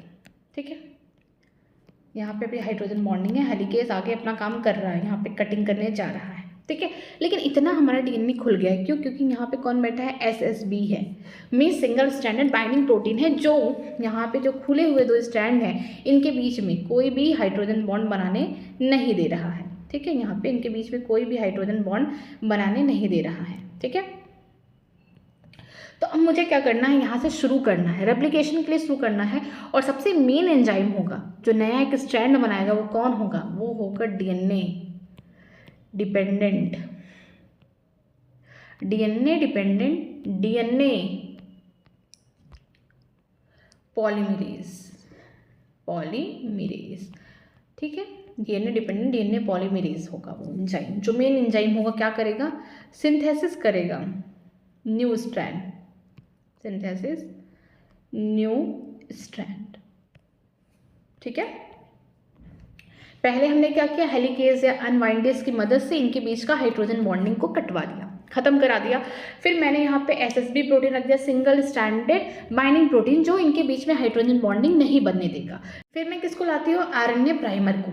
ठीक है, मैं प्राइमर को यहाँ पे क्यों ऐड करती हूँ? क्योंकि जो हमारे डीएनए डिपेंडेंट डीएनए पॉलीमरेज है वो किस डायरेक्शन में काम करता है? 5 to 3 प्राइम। ठीक है, जो सिंथेसिस करेगा वो किस डायरेक्शन में करेगा? 5 to 3 प्राइम पे काम करेगा। इसके लिए लिख लीजिए, जो भी नया स्ट्रैंड बनेगा 5 to 3 प्राइम में ही बनेगा। तो हमारा जो डीएनए डिपेंडेंट डीएनए पॉलीमरेज है उसकी एक डायरेक्शन फिक्स है, वो क्या है? 5 प्राइम to 3 प्राइम है। ठीक है, यहाँ पे मैं क्या लेके आ गई हूँ? RNA primer. ये क्या करेगा? OH ग्रुप को ऐड करेगा, यहाँ पे कुछ ATP वगैरह भी खर्च होगा। ठीक है, जिसकी वजह से आगे हमारा जो बोल सकते हैं आगे यहाँ पे जो आगे हमारा डीएनए डिपेंडेंट डीएनए पॉलीमरेज है, ये क्या करेगा? आगे न्यू डीएनए को सिंथेसिस करेगा, बट इसकी डायरेक्शन फिक्स है, क्या है? 5 प्राइम to 3 प्राइम है। तो इसका मतलब ये जो 5 to 3 है यहाँ से तो नहीं करेगा, प्राइमर अब कहाँ लगेगा? आरएनए प्राइमर यहाँ लगेगा, इस डायरेक्शन में। जो टेम्पलेट हमारा अगर 5 to 3 वाला प्राइम है तो उसके अपोजिट में लगेगा। ठीक है, इसकी जो डायरेक्शन हो जाएगी कुछ इस तरीके से हो जाएगी। तो एक स्ट्रैंड ऐसा है कि जो डायरेक्शन में जा रहा है, मीन्स कि यहाँ पे एक स्ट्रैंड हमारा इस तरीके से बनेगा, जो नया वाला स्ट्रैंड डीएनए का इस तरीके से बनेगा कि वो उस डायरेक्शन में जा रहा है जिस डायरेक्शन में हमारा हेलिकेज एंजाइम सारा यहाँ पे हाइड्रोजन बॉन्ड कट कर रहा है। ठीक है, तो हम बोल सकते हैं कि जो टेम्पलेट 3 प्राइम to 5 प्राइम है उसमें जो डीएनए की सिंथेसिस हो रही है किसके द्वारा? डीएनए डिपेंडेंट डीएनए पॉलीमरेज के द्वारा। वो किस डायरेक्शन में रहा? 5 to 3 प्राइम। यहाँ पे कोई प्रॉब्लम नहीं है, यहाँ पे कंटिन्यूअसली डीएनए का एक स्ट्रैंड बन गया। प्रॉब्लम कहाँ हो रही है? जो 5 to 3 प्राइम का टेम्पलेट है, या फिर बोल सकते हैं पेरेंटल डीएनए है 5 to 3 प्राइम का, वहाँ पे आपको प्रॉब्लम हो रही, क्योंकि जो हमारा डीएनए डिपेंडेंट डीएनए पॉलीमरेज है ये किस प्राइम पे काम करता है? 5 to 3 प्राइम पे काम करता है। तो इसके लिए यहाँ पे देखने को मिलेगा, ये देखिए, क्योंकि ये 5 है तो यहाँ कहीं इसका 3 प्राइम होगा, क्योंकि इतना ही डीएनए खुला है। तो जो हमारा बोल सकते हैं डीएनए डिपेंडेंट डीएनए पॉलीमरेज है ये किस पे काम करता है? ये काम करता है 5 to 3 प्राइम। ये देखिए, यहाँ पे मैं इसको लिखती हूँ 5 to 3 प्राइम। ठीक है, तो यहाँ पे एक प्रॉब्लम हो जाएगी कि जब भी यहाँ पे दूसरा वाले स्ट्रैंड का DNA mean 5 prime to 3 prime का डीएनए जितनी बार खुलेगा, यहाँ पे बोल सकते हैं कि जो डीएनए डिपेंडेंट डीएनए पॉलीमरेज है वो यहाँ पर डिसकंटिन्यूअसली न्यू स्ट्रैंड बनाएगा। मतलब कि यहाँ पे जितनी बार हमारा 5 प्राइम to 3 प्राइम वाला जो डीएनए है वो ओपन होगा। ठीक है, यहाँ पे तो इसमें जो हमारा आरएनए प्राइमर है वो थोड़ा दूर लगेगा, फिर से डीएनए डिपेंडेंट डीएनए पॉलीमरेज यहाँ पे क्या करेगा? फिर से नया वाला यहाँ पे डिसकंटिन्यूअसली यहाँ पे अपना स्ट्रैंड नया बनाएगा। उसी को हम क्या बोलते हैं? ओकाजाकी फ्रैगमेंट बोलते हैं। ओकाजाकी फ्रैगमेंट, जो छोटे छोटे फ्रैगमेंट बन रहे हैं एक स्ट्रैंड पे, उसे हम ओकाजाकी फ्रैगमेंट बोलते हैं। एक बार हम इस स्ट्रक्चर में देखते हैं, अब इसमें समझ में आपको आएगा। पहले क्या हुआ था? हमारा इस टाइप का डीएनए था, इनके बीच में ढेर सारे हाइड्रोजन बॉन्ड्स थे। ठीक है, बिल्कुल थे। हमने हेलिकेज या फिर हम बोल सकते हैं हेलिकेज या फिर अनवाइंडेज की मदद से हमने इसे ओपन कर दिया। ठीक है, अब हाँ, एक प्रॉब्लम ये भी हो सकती है कि ओपन कर रहे हैं तो यहाँ पे टेंशन ना क्रिएट हो, सुपर क्वाइलिंग ना हो जाए, इधर से ओपन हो रहा ऊपर कहीं सुपर क्वाइलिंग ना हो जाए, उसके लिए भी यहाँ पे हम बोल सकते हैं एक एंजाइम होता है फोर्थ, इसको लिखते हैं फोर्थ पॉइंट, इसका नाम है टोपो आइसोमेरेज एंजाइम, या इसी को हम गाइरेज भी बोलते हैं, ठीक है। ये एंजाइम प्रिवेंट करता है क्या, सुपर क्वाइलिंग को, प्रिवेंट सुपर क्वाइलिंग, कि यहाँ पे सुपर क्वाइलिंग ना हो पाए, प्रिवेंट सुपर क्वाइलिंग, ठीक है, कि इधर से स्ट्रैंड खुल रहा है ऊपर क्या हो रहा है, बहुत ज़्यादा सुपर क्वाइलिंग हो गई डीएनए में, तो ऐसा नहीं होना चाहिए, क्योंकि जो हमारा यहाँ पे ट्रोपो आइसोमेरेज एंजाइम है या फिर गाइरेज एंजाइम है, ये सुपर क्वाइलिंग होने से बचाता है, क्योंकि हमारा डीएनए कितना बड़ा है, 2.2 मीटर का डीएनए है, बड़ा सा डीएनए है, तो इसमें क्या होना चाहिए कि धीरे धीरे हमारा स्ट्रैंड ओपन हो रहा है हेलिकेज की मदद से, तो कहीं पीछे की तरफ, जैसे मेरे ये बाल हैं फॉर एग्जाम्पल, यहाँ पे मैंने एक स्ट्रैंड इसको लिया, दूसरा इसको, मैं यहाँ पे क्या कर रही हूँ, एक डीएनए को बना रही हूँ, ठीक है, यहाँ पे मैं एक डीएनए बना रही हूँ फॉर एग्जाम्पल। अब मैं अपने बालों से, मान लीजिए मेरे 2 स्ट्रैंड हैं, एक 5 प्राइम टू 3 और दूसरा 3 to 5 है, तो मैं इसको क्या कर रही हूँ, धीरे धीरे ओपन कर रही हूँ। ओपन करने के लिए मुझे इस तरीके से मैं ओपन कर रही हूँ, देखिए ओपन हो रहा है, बट पीछे ये जो सुपर क्वाइलिंग हो रहा है ये ना हो पाए, ठीक है, यहाँ पे पीछे सुपर क्वाइलिंग ना हो पाए, तो इसी को प्रिवेंट करने के लिए, ठीक है, इसी को प्रिवेंट करने के लिए कौन आता है, ट्रोपो आइसोमेरेज आता है, जो क्या करता है कि आगे से तो हमारा ये हेलिकेज है वो डीएनए को ओपन करे, लेकिन पीछे कहीं सुपर क्वाइलिंग ना हो जाए, डीएनए पूरी तरीके से एकदम बोल सकते हैं लिपट ना जाए, जिसकी वजह से प्रॉब्लम हो सके आगे रेप्लिकेशन में। तो इसके लिए यहाँ पे पीछे कौन आता है, टोपो आइसोमेरेज या गाइरेज, जो क्या करता है, वो डीएनए के जो स्ट्रैंड में सुपर क्वाइलिंग हो रही होगी उसको खत्म करता है या फिर सुपर क्वाइलिंग होने से बचाता है, ठीक है। यहाँ पे हमने हेलिकेज की मदद से यहाँ पे डीएनए के बीच में जो भी हाइड्रोजन बॉन्डिंग थी हम उसको कटवाते जा रहे हैं। अब अगर हमारा हेलिकेज एंजाइम मान लीजिए यहाँ पहुँच चुका है, फॉर एग्जांपल यहाँ पहुँच चुका है, तो कहीं ना कहीं ये वाले स्ट्रैंड ओपन है, ये वाले स्ट्रैंड ओपन है, तो हमें यहाँ पे क्या इस्तेमाल करना पड़ेगा, यहाँ पे हमें इस्तेमाल करने पड़ेगा यहाँ पे SSB प्रोटीन। SSB प्रोटीन कौन है, सिंगल स्ट्रैंडेड बाइंडिंग प्रोटीन है, जो दोनों ओपन स्ट्रैंड को एक पास नहीं आने देंगे, ठीक है।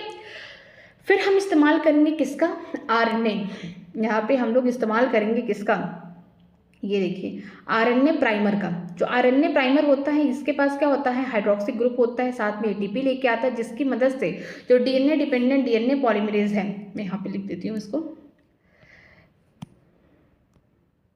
ये हो गया हमारा RNA प्राइमर, ठीक है, ये हमारा RNA प्राइमर हो गया, ठीक, और ये हमारा SSB प्रोटीन हो गया, SSB प्रोटीन, ठीक, यहाँ पर, और यहाँ पे हमारा कहीं कौन प्रेजेंट होगा, ट्रोपो आइसोमेरेज नाम का एंजाइम, या फिर हम इसे गाइरेज बोलते हैं, और ये कौन है, हमारा हेलिकेज है, जो क्या कर रहा है, कट करता हुआ जा रहा है हाइड्रोजन बॉन्डिंग को 2 स्ट्रैंड में। और ट्रोपो आइसोमेरेज ये क्या करेंगे, सुपर क्वाइलिंग से बचाएंगे। और जो ओपन फॉर्म है इसको हम लोग क्या बोलते हैं, रेप्लिकेटिंग फ्रॉक, जितना ओपन हुआ है डीएनए उसको हम क्या बोलते हैं, रेप्लिकेटिंग फॉर्क बोलते हैं। और यहाँ पे एक चीज़ देखने को मिलेगा कि जो ओपन यहाँ पे हमारा डीएनए स्ट्रैंड है, इनके पास क्या होगा, SSB प्रोटीन होगा, ठीक है। जो SSB प्रोटीन होगा ये दोनों ओपन स्ट्रैंड को एक साथ कॉम्प्लीमेंट्री बनाने नहीं देंगे, मीन्स हाइड्रोजन बॉन्डिंग बनाने नहीं देंगे। तो हम क्या लेके आए, RNA प्राइमर लेके आए। जो RNA प्राइमर है ये हेल्प कराता है डीएनए डिपेंडेंट डीएनए पॉलीमरेज को यहाँ पर क्या करने के लिए, आगे न्यू स्ट्रैंड सिंथेसिस करने के लिए। याद रखिएगा कि जो डीएनए डिपेंडेंट डीएनए पॉलीमरेज है, मैं इस तरीके से लिखती हूँ, डीएनए डिपेंडेंट डीएनए पॉलीमरेज जो है उसकी डायरेक्शन 5 प्राइम टू 3 प्राइम ही होगी हमेशा। तो जो हमारा RNA प्राइमर है वो किस स्टैंड पे लग रहा है, 3 to 5, यहाँ पे देखिए 3 to 5 वाला जो टेम्पलेट है, या फिर हम बोल सकते हैं पेरेंटल स्ट्रैंड है, ये देखिए दोनों पेरेंटल स्ट्रैंड काम कर रहे हैं। तो यहाँ पे जो टेम्पलेट होगा 3 प्राइम to 5 प्राइम, वहाँ पर लग रहा है कौन, RNA प्राइमर, जिसकी वजह से डीएनए डिपेंडेंट डीएनए यहाँ पे पॉलीमरेज है वो ईजिली नया स्ट्रैंड बनाता हुआ चला जाएगा। प्रॉब्लम कहाँ है कि जो 5 प्राइमर to 3 प्राइमर वाले जो यहाँ पे टेम्पलेट या पेरेंटल स्ट्रैंड है, यहाँ पे प्रॉब्लम होगी, क्योंकि जो डीएनए डिपेंडेंट डीएनए पॉलीमरेज का एंजाइम है उसका जो डायरेक्शन है वो क्या है 5 to 3 प्राइम है, तो यहाँ पे आरएनए प्राइमर लगेगा, ठीक है, जिसकी वजह से यहाँ पे छोटे छोटे आपको फ्रैगमेंट देखने को मिल रही है। ये देखिए छोटे छोटे फ्रैगमेंट, जब डीएनए ओपन होगा फिर यहाँ पे आगे प्राइमर लग जाएगा, फिर यहाँ पे इस तरीके से यहाँ पे डिसकंटिन्यूअस या फिर बोल सकते हैं छोटे छोटे फ्रैगमेंट देखने को मिलेंगे। इसी को हम क्या बोलते हैं, ओकाजाकी फ्रैगमेंट बोलते हैं इसको, ठीक है, जो कि डिसकंटिन्यूअस फ्रैगमेंट है। इस फ्रैगमेंट को जोड़ने के लिए लास्टली कौन आएगा, लास्टली आएगा डीएनए लाइगेज, ठीक है। तो यहाँ पे हम 5th नंबर पे लिखते हैं कौन आएगा लास्टली, यहाँ पे 5th यहाँ पे कौन आएगा, डीएनए लाइगेज। डीएनए लाइगेज क्या करते हैं, ये करते हैं जो डिसकंटिन्यूअस या ओकाजाकी फ्रैगमेंट है, ठीक है, टू ज्वाइन डीएनए फ्रैगमेंट, ठीक है। यहाँ पे जो डीएनए के फ्रैगमेंट्स हैं उनको जोड़ने में हेल्प करते हैं, किसकी मदद से, क्या बनाते हैं,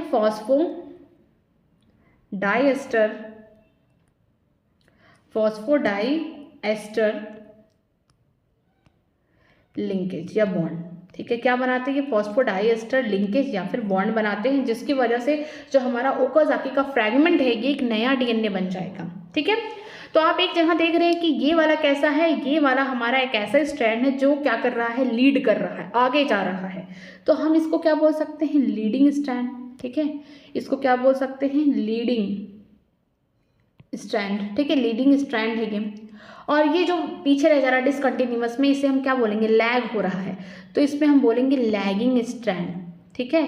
तो अगर हम बात करते हैं न्यूली सिंथेसिस, ये इंपॉर्टेंट है, ठीक है। अगर हम बात करते हैं जो न्यूली सिंथेसिस, ठीक है, न्यू स्ट्रैंड के फॉर्म में अगर हम देखेंगे, नया स्ट्रैंड के फॉर्म में, तो जो लैगिंग स्ट्रैंड होगा और लीडिंग स्ट्रैंड का यहाँ पे हम सीक्वेंस देखते हैं, लैगिंग और लीडिंग, ठीक है। यहाँ पे देखते हैं अगर नया स्ट्रैंड के फॉर्म में देख रहे हैं, जो नया स्ट्रैंड है 5 to 3, ये कैसा हमारा लीडिंग स्ट्रैंड है, नया वाला डीएनए बन रहा है।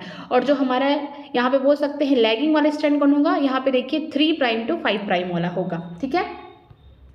तो यहाँ पे जो सिंथेसिस हो रहा है न्यू स्ट्रैंड का डीएनए, किसकी रेस्पेक्ट में देख रहे हैं, ये देखिए किसकी रेस्पेक्ट में देख रहे हैं, जो नया वाला डीएनए बना है, ठीक है। ये देखिए 5 प्राइम to 3 प्राइम, और यहाँ पे देखते हैं 5 to 3 बन रहा है, ठीक है ये। लेकिन हम देख रहे हैं किसके रेस्पेक्ट में, इनके टेम्पलेट के रेस्पेक्ट में। तो यहाँ पे जो हमारा लीडिंग वाला है, जो आगे बढ़ रहा है, जो हमारा कंटिन्यूअस डीएनए सिंथेसिस हो रहा है, अगर टेम्पलेट के फॉर्म में देख रहे हैं तो 3 प्राइम to 5 प्राइम।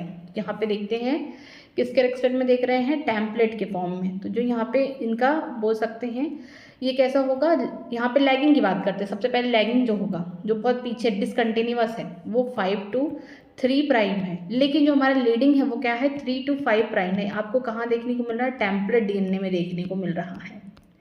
जैसा कि आप देख सकते हैं इसमें कि देखिए यहाँ पे नया डीएनए सिंथेसिस हो रहा है, बिल्कुल हो रहा है। यहाँ किसकी मदद से, आरएनए प्राइमर लगा, यहाँ पे डीएनए डिपेंडेंट डीएनए पॉलीमरेज आया, फटाफट नया न्यू फॉर्मूला यहाँ पे सिंथेसिस कर रहा है स्ट्रैंड, ठीक है। दूसरे साइड में आएंगे, क्योंकि इनकी खास बात ये है डीएनए डिपेंडेंट डीएनए पॉलीमरेज की, कि ये 5 to 3 ही प्राइम काम कर रहे हैं, ठीक है। 5 से ही स्टार्ट करेंगे और 3 तक जाएंगे, ठीक है। यहाँ पे प्रॉब्लम हो जा रही है कि जो ऐसा स्ट्रैंड है जो 5 to 3 प्राइम ऑलरेडी है, तो इनके लिए प्रॉब्लम हो जा रहा है कि जो आरएनए प्राइमर होगा वो उस जगह लगेगा जहाँ के एंड पे, जहाँ तक डीएनए खुला वहाँ से लगेगा प्राइमर, और अपोजिट डायरेक्शन में आना स्टार्ट होगा। मीन्स यहाँ पे डिसकंटिन्यूअस फ्रैगमेंट बनेंगे डीएनए को, जिसे हम बोलते हैं ओकाजाकी फ्रैगमेंट बोलेंगे। यहाँ पे ओकाजाकी फ्रैगमेंट देखने को मिलेगा, और एक स्ट्रैंड जो 5 to 3 है, ठीक है, हमेशा जो डीएनए पॉलीमरेज है ये 5 to 3 काम करेगा। लेकिन अगर हम टेम्पलेट के फॉर्म में देखेंगे 3 प्राइम to 5 प्राइम, तो हमारा जो लीडिंग यहाँ पे जो लीडिंग स्ट्रैंड है, अगर हम बात करते हैं लीडिंग स्ट्रैंड, वो क्या है 3 to 5 प्राइम जा रहा है, ठीक है, किसके रेस्पेक्ट में, टेम्पलेट डीएनए के रेस्पेक्ट में। लेकिन अगर हम लैगिंग की बात करें, जो लैग कर जा रहा है, जो कंटिन्यूअस नहीं है, जो ओकाजाकी फ्रैगमेंट बना रहा है, उसको देखते हैं, उसके टेम्पलेट या उसके बोल सकते हैं पेरेंटल स्ट्रैंड को देखते हैं, वो 5 to 3 प्राइम है। तो यहाँ पे जो लैगिंग स्ट्रैंड होगा 5 to 3 प्राइम होगा टेम्पलेट डीएनए से, या फिर हम बोल सकते हैं पेरेंटल डीएनए से। और जो लीडिंग होगा, जो आगे की तरफ कंटिन्यूअस जा रहा है, वो कैसे होगा, 3 to 5 प्राइम होगा उनके टेम्पलेट डीएनए से, ठीक है। ओवरऑल कंप्लीट हो गया। धीरे धीरे डीएनए ओपन होता जाएगा, इसी तरीके से धीरे धीरे यहाँ वाला जो 3 to 5 प्राइम वाला टेम्पलेट है उसका तो कंटिन्यूअस डीएनए बन रहा है, लेकिन प्रॉब्लम किसके लिए हो रही है, जो 5 to 3 वाला प्राइम का यहाँ पे डीएनए का स्ट्रैंड है उसमें क्या होगा, फिर आगे ओपन होगा तो डिसकंटिन्यूअस इस तरीके से डीएनए बनेगा। लेकिन जो डिसकंटिन्यूअस यहाँ पे बोल सकते हैं फ्रैगमेंट है, उसको जोड़ने के लिए कौन आएगा, हमारा डीएनए लाइगेज आएगा, जो क्या करेगा, छोटे छोटे फ्रैगमेंट इनको जोड़ेगा, किसकी मदद से, क्या बना के, फॉस्फोडाइस्टर लिंकेज बना के। फिर हमारा एक नया डीएनए का रेप्लिकेशन हुआ, फिर एक डीएनए से हमारे 2 डीएनए बन गए। एक तो कंटिन्यूअसली बनता हुआ जा रहा है, ऐसे टेम्पलेट का जो 3 to 5 प्राइम है यहाँ पे कंटिन्यूअसली स्ट्रैंड बन गया, मीन्स हमारा एक डीएनए तैयार है, क्योंकि ये लीड कर गया, जीत गया, ये तो बन के तैयार है। लेकिन प्रॉब्लम किस में आएगी, जो 5 to 3 वाले टेम्पलेट का यहाँ पे डीएनए है, स्ट्रैंड का डीएनए है, इसमें आपको देखने को मिलेगा कि बहुत छोटे छोटे यहाँ पे होकर जाके फ्रैगमेंट बने हैं। यहाँ पे थोड़ा सा टाइम लगेगा, क्यों, क्योंकि यहाँ पे छोटे छोटे फ्रैगमेंट बन रहे हैं और ये लैग हो रहा है, फिर बाद में बन रहा है, क्यों, क्योंकि यहाँ पे डीएनए लाइगेज की जरूरत पड़ेगी। तो याद रखिएगा डीएनए लाइगेज की जरूरत किस पेरेंटल वाले या किस टेम्पलेट वाले डीएनए में जरूरत पड़ेगी, जो 5 to 3 प्राइम है। 3 to 5 प्राइम में नहीं जरूरत पड़ेगी इसकी, क्यों, क्योंकि यहाँ पे 5 to 3 प्राइम हमारा डीएनए पॉलीमरेज डीएनए यहाँ पे काम कर ले रहा है, मैं डीएनए को सिंथेसिस कर ले रहा है। लेकिन यहाँ पे जो 5 प्राइम वाला है, 5 to 3 प्राइम वाले यहाँ पे पेरेंटल डीएनए या फिर टेम्पलेट डीएनए है, यहाँ पे होकर जाके फ्रैगमेंट बना, जिसकी वजह से जो यहाँ पे नया वाला डीएनए सिंथेसिस हो रहा है वो लैग कर जा रहा है, वो पीछे रह जा रहा है। क्यों, क्योंकि यहाँ पे छोटे छोटे फ्रैगमेंट बन रहे हैं और यहाँ पे कौन आएगा, डीएनए लाइगेज आके काम करेगा, इनको इन फ्रैगमेंट्स को जोड़ेगा। तो याद रखिएगा कि जो डीएनए लाइगेज है ये किस टेम्पलेट पे काम कर रहे हैं, यहाँ पे टेम्पलेट या फिर जो पेरेंटल डीएनए है ये किस पे काम करेंगे, ये काम करेंगे जो 5 प्राइम to 3 प्राइम है। ठीक है, यहाँ पे आप देख सकते हैं कि ये किस पे काम कर रहे हैं, देखिए जो 5 से लेकर 3 प्राइम तक है इनमें प्रॉब्लम हो रही, इसी पे ये क्या करेंगे, डीएनए लाइगेज वर्क करेंगे। तो चलिए एक बार एनसीईआरटी पढ़ते हैं, रेप्लिकेशन भी खत्म हो गया है। इन लिविंग सेल, ठीक है, किसी भी लिविंग सेल की बात करते हैं यहाँ पर, इन लिविंग सेल, चलिए, in living cells such as E coli the process of replication require a set of the catalyst और एंजाइम। अगर हम बात करते हैं किसी लिविंग सेल में ई कोलाई की बात करते हैं, प्रोकैरियोट्स की बात करते हैं, तो जो रेप्लिकेशन प्रोसेस है इनमें भी ढेर सारे एंजाइम, ढेर सारे कैटलिस्ट की जरूरत पड़ती है। The main enzyme is refers to as DNA dependent DNA polymerase. ठीक है, क्योंकि डीएनए डिपेंडेंट का मतलब कि डीएनए पे डिपेंड होकर डीएनए ही बना रहा, तो डीएनए डिपेंडेंट डीएनए पॉलीमरेज। ठीक है, यहाँ पे एंजाइम का नाम बहुत ही अच्छा है कि डीएनए पे डिपेंड होकर एक स्ट्रैंड क्या है, पुराना डीएनए है, अब उसी के जैसे एक नया वाला यहाँ पे कॉम्प्लीमेंट्री बनाते हुए जाना है उस एंजाइम को। तो यहाँ पे क्या होगा, डीएनए डिपेंडेंट की जो डीएनए इधर होगा, जो जो यहाँ पे बेसेस लगे हुए हैं उसका दूसरा वाला यहाँ पे कॉम्प्लीमेंट्री बेस बनाते हुए आगे जाना है। तो यहाँ पे DNA dependent DNA polymerase enzyme इस्तेमाल होगा। Since it uses the DNA template to catalyse the polymerisation of the deoxynucleotide. क्यों, क्योंकि यहाँ पे जो डीएनए डिपेंडेंट डीएनए पॉलीमरेज है ये डीएनए के एक स्ट्रैंड को एक टेम्पलेट की फॉर्म में इस्तेमाल करते हैं और आगे ढेर सारे यहाँ पे उसके जैसा पॉलीमराइज करते हुए एक नया स्ट्रैंड बनाते हैं, कॉम्प्लीमेंट्री बनाते हैं बेसिस को। ठीक है, और डीऑक्सीन्यूक्लियोटाइड मतलब कि डीएनए बना तो डीऑक्सीन्यूक्लियोटाइड्स को ऐड करता हुआ जाएगा। These enzymes are highly efficient enzyme as they have to catalyze the polymerization of a large number of nucleotide in very short time। ठीक है, जो DNA dependent DNA polymerase enzyme है बहुत ही हाईली इफिशिएंट है, मतलब कि बहुत ज़्यादा फुर्तीला है, बहुत जल्दी काम करता है और ये बहुत ज़्यादा यहाँ पे पॉलीमराइजेशन करा सकता है। ठीक है, बहुत ही कम समय में, मतलब कि एक डीएनए में उसको बहुत ही कम टाइम लगेगा, एक डीएनए से 2 डीएनए बनाने में। हमारे बॉडी में तो बिलियंस ऑफ द सेल है और बिलियंस ऑफ द डीएनए होगा। ठीक है, हर सेल में अपना एक डीएनए होगा, तो इसका मतलब ये नहीं है कि एक डीएनए को बनाने में 4 घंटा ले रहा है, 10 घंटा ले रहा है, ऐसा नहीं होगा। फटाफट अपना काम करता हुआ चला जाएगा वो। ठीक है, E. coli has only 4.6 into 10 की power 6 base pair. Compare it with the human whole diploid content that is 6.6 into 10 की power 9 base pair. Completes the process of replication within 18 minutes. This means that the average rate of the polymerization has to approximately 2000 base pair पर second. बोला जा रहा है कि अगर हम लोग ई कोलाई की बात करते हैं तो उनके पास कितने total number of base pair हैं, 4.6 into 10 की पावर 6 बेस पेयर है। ठीक है, अगर हम ह्यूमन की बात करते हैं, डिप्लॉइड कंटेंट की बात करते हैं, सोमेटिक सेल की बात करते हैं, तो कितने बेस पेयर है, 6.6 into 10 की पावर 9 बेस पेयर हैं, जो कि अगर हम देखते हैं अगर ई कोलाई में तो ये कंप्लीट कर रहा है अपना रेप्लिकेशन 18 मिनट में। वैसे तो सेल डिवीजन 20 मिनट का होता है, लेकिन 18 मिनट में डीएनए का रेप्लिकेशन होता है और 2 मिनट में सेल डिवीजन हो जाता है। ठीक है, तो हम बोल सकते हैं ऑन एन एवरेज कि जो ये पॉलीमराइजेशन हो रहा है डीएनए डिपेंडेंट डीएनए पॉलीमरेज से कितना हो रहा है, 1 सेकेंड में 2000 बेस पेयर को ऐड करता हुआ जा रहा। मतलब कि जो यहाँ पे डीएनए ओपन है, सपोज करिए ये जो डीएनए ओपन है इसको 1 सेकेंड में 2000 बेसिस पेयर को यहाँ पे ऐड करता हुआ नया स्ट्रैंड बनाता हुआ चला जाएगा। मीन्स कि इतना ज़्यादा फास्ट है कि कम समय में बहुत जल्दी काम करेगा। Not only do this polymerisation to be fast but they have also to catalyse the reaction with a high degree of accuracy. ठीक है, यहाँ पे बोला है कि ना ही केवल ये फास्ट काम कर रहा है, मीन्स पॉलीमराइजेशन कर रहा है, पॉलीमर बना रहा है, बल्कि जो ये कैटेलाइज कर रहा है, जो नया स्टैंड बना रहा है डीएनए, उसमें भी आपको हाईली एक्यूरेसी देखने को मिलेगी। मतलब वो सही काम करेगा, कहीं भी डिफॉल्ट नहीं होगा। ये कहने का मतलब है कि यहाँ पर अगर हम बात करें ई कोलाई में तो 18 मिनट में यहाँ पे उसका डीएनए रेप्लिकेशन होता है, और जो इंजाइम है वो 1 सेकेंड में 2000 बेस पेयर को ऐड करता हुआ फटाफट जाएगा। तो इतने कम समय में इतना जल्दी काम कर रहा है, तो इसका ये मतलब नहीं है कि उसमें कुछ गलती हो जाएगी। वो अपना हाई डिग्री ऑफ एक्यूरेसी के साथ काम करेगा, मीन्स कि काम में बहुत तेज कर रहा है और सही कर रहा है। Any mistake during the replication would result into the mutation. अगर कोई भी गलती हो गई ड्यूरिंग रेप्लिकेशन तो ये म्यूटेशन में आपको देखने को मिलेगा। ठीक है, further more energetically replication is very expensive process. ठीक है, बोला जाता है कि जो हमारा रेप्लिकेशन हो रहा है इसमें खर्चा लगता है, मीन्स इसमें क्या लगता है, एटीपी लगता है। एक्सपेंसिव प्रोसेस है, इसका मतलब एटीपी का खर्चा होगा। ठीक है, अब आगे देखते हैं, यहाँ पे इंपॉर्टेंट बात लिखा गया है, deoxyribonucleoside triphosphate serve as dual function. ठीक है, यहाँ पे कौन है, ये डीएनटीपीज हैं, इनका 2 काम है। ठीक है, क्या नाम इनका, डीऑक्सीराइबोन्यूक्लियोसाइड ट्राइफॉस्फेट। ठीक है, पहला in addition to acting as a substrate, पहला तो सबस्ट्रेट की तरह काम कर रहे हैं। They provide energy for the polymerisation reaction. The 2 terminal phosphate in the deoxy nucleoside triphosphate are high energy phosphate, same in case of ATP. मतलब कि जो यहाँ पे आरएनए प्राइमर था, ठीक है, जो आरएनए प्राइमर था वहाँ पे मैंने जो एटीपी लिखा यही है डीएनटीपीज है। ठीक है, जो क्या है,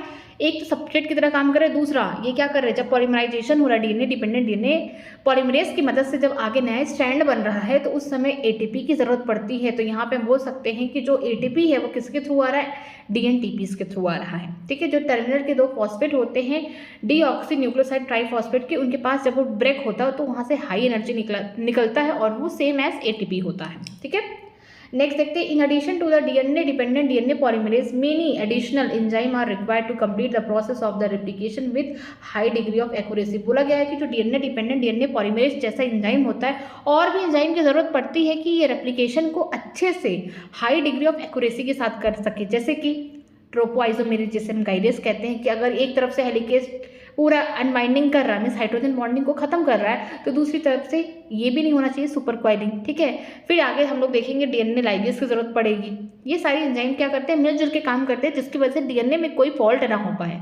थोड़ा सा भी एक भी बेस पेयर इधर उधर हुआ तो क्या हो जाएगा, म्यूटेशन। ठीक है, for a long DNA molecule, since 2 strands of the DNA cannot be separated in its entire length due to very high energy requirement, the replication occur within a small opening of the DNA helix refers to as replication fork। बोला गया है कि DNA का जो length है 2.2 metre है, in human की बात करते हैं, ये लॉन्ग मॉलिक्यूल का है।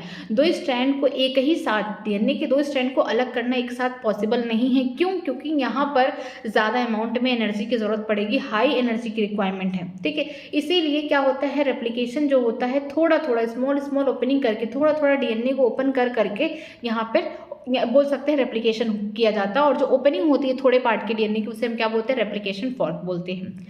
The DNA dependent DNA polymerase catalyze the polymerization only one direction, that is 5' to 3'। Very important line यहाँ पे स्टार्ट मार्क कर लीजिए कि जो डीएनए डिपेंडेंट डीएनए पॉलीमरेज नाम का एंजाइम है एक ही डायरेक्शन में पॉलीमराइजेशन करता है, मीन्स एक ही डायरेक्शन में नया वाले डीएनए के स्ट्रैंड को बनाता है 5 to 3'। ये जो 5 to 3' है ना, ये न्यूली सिंथेसिस डीएनए का है, जो नया वाला बना रहा है उसका ये बता रहा है कि 5 to 3 जाते हैं हम लोग।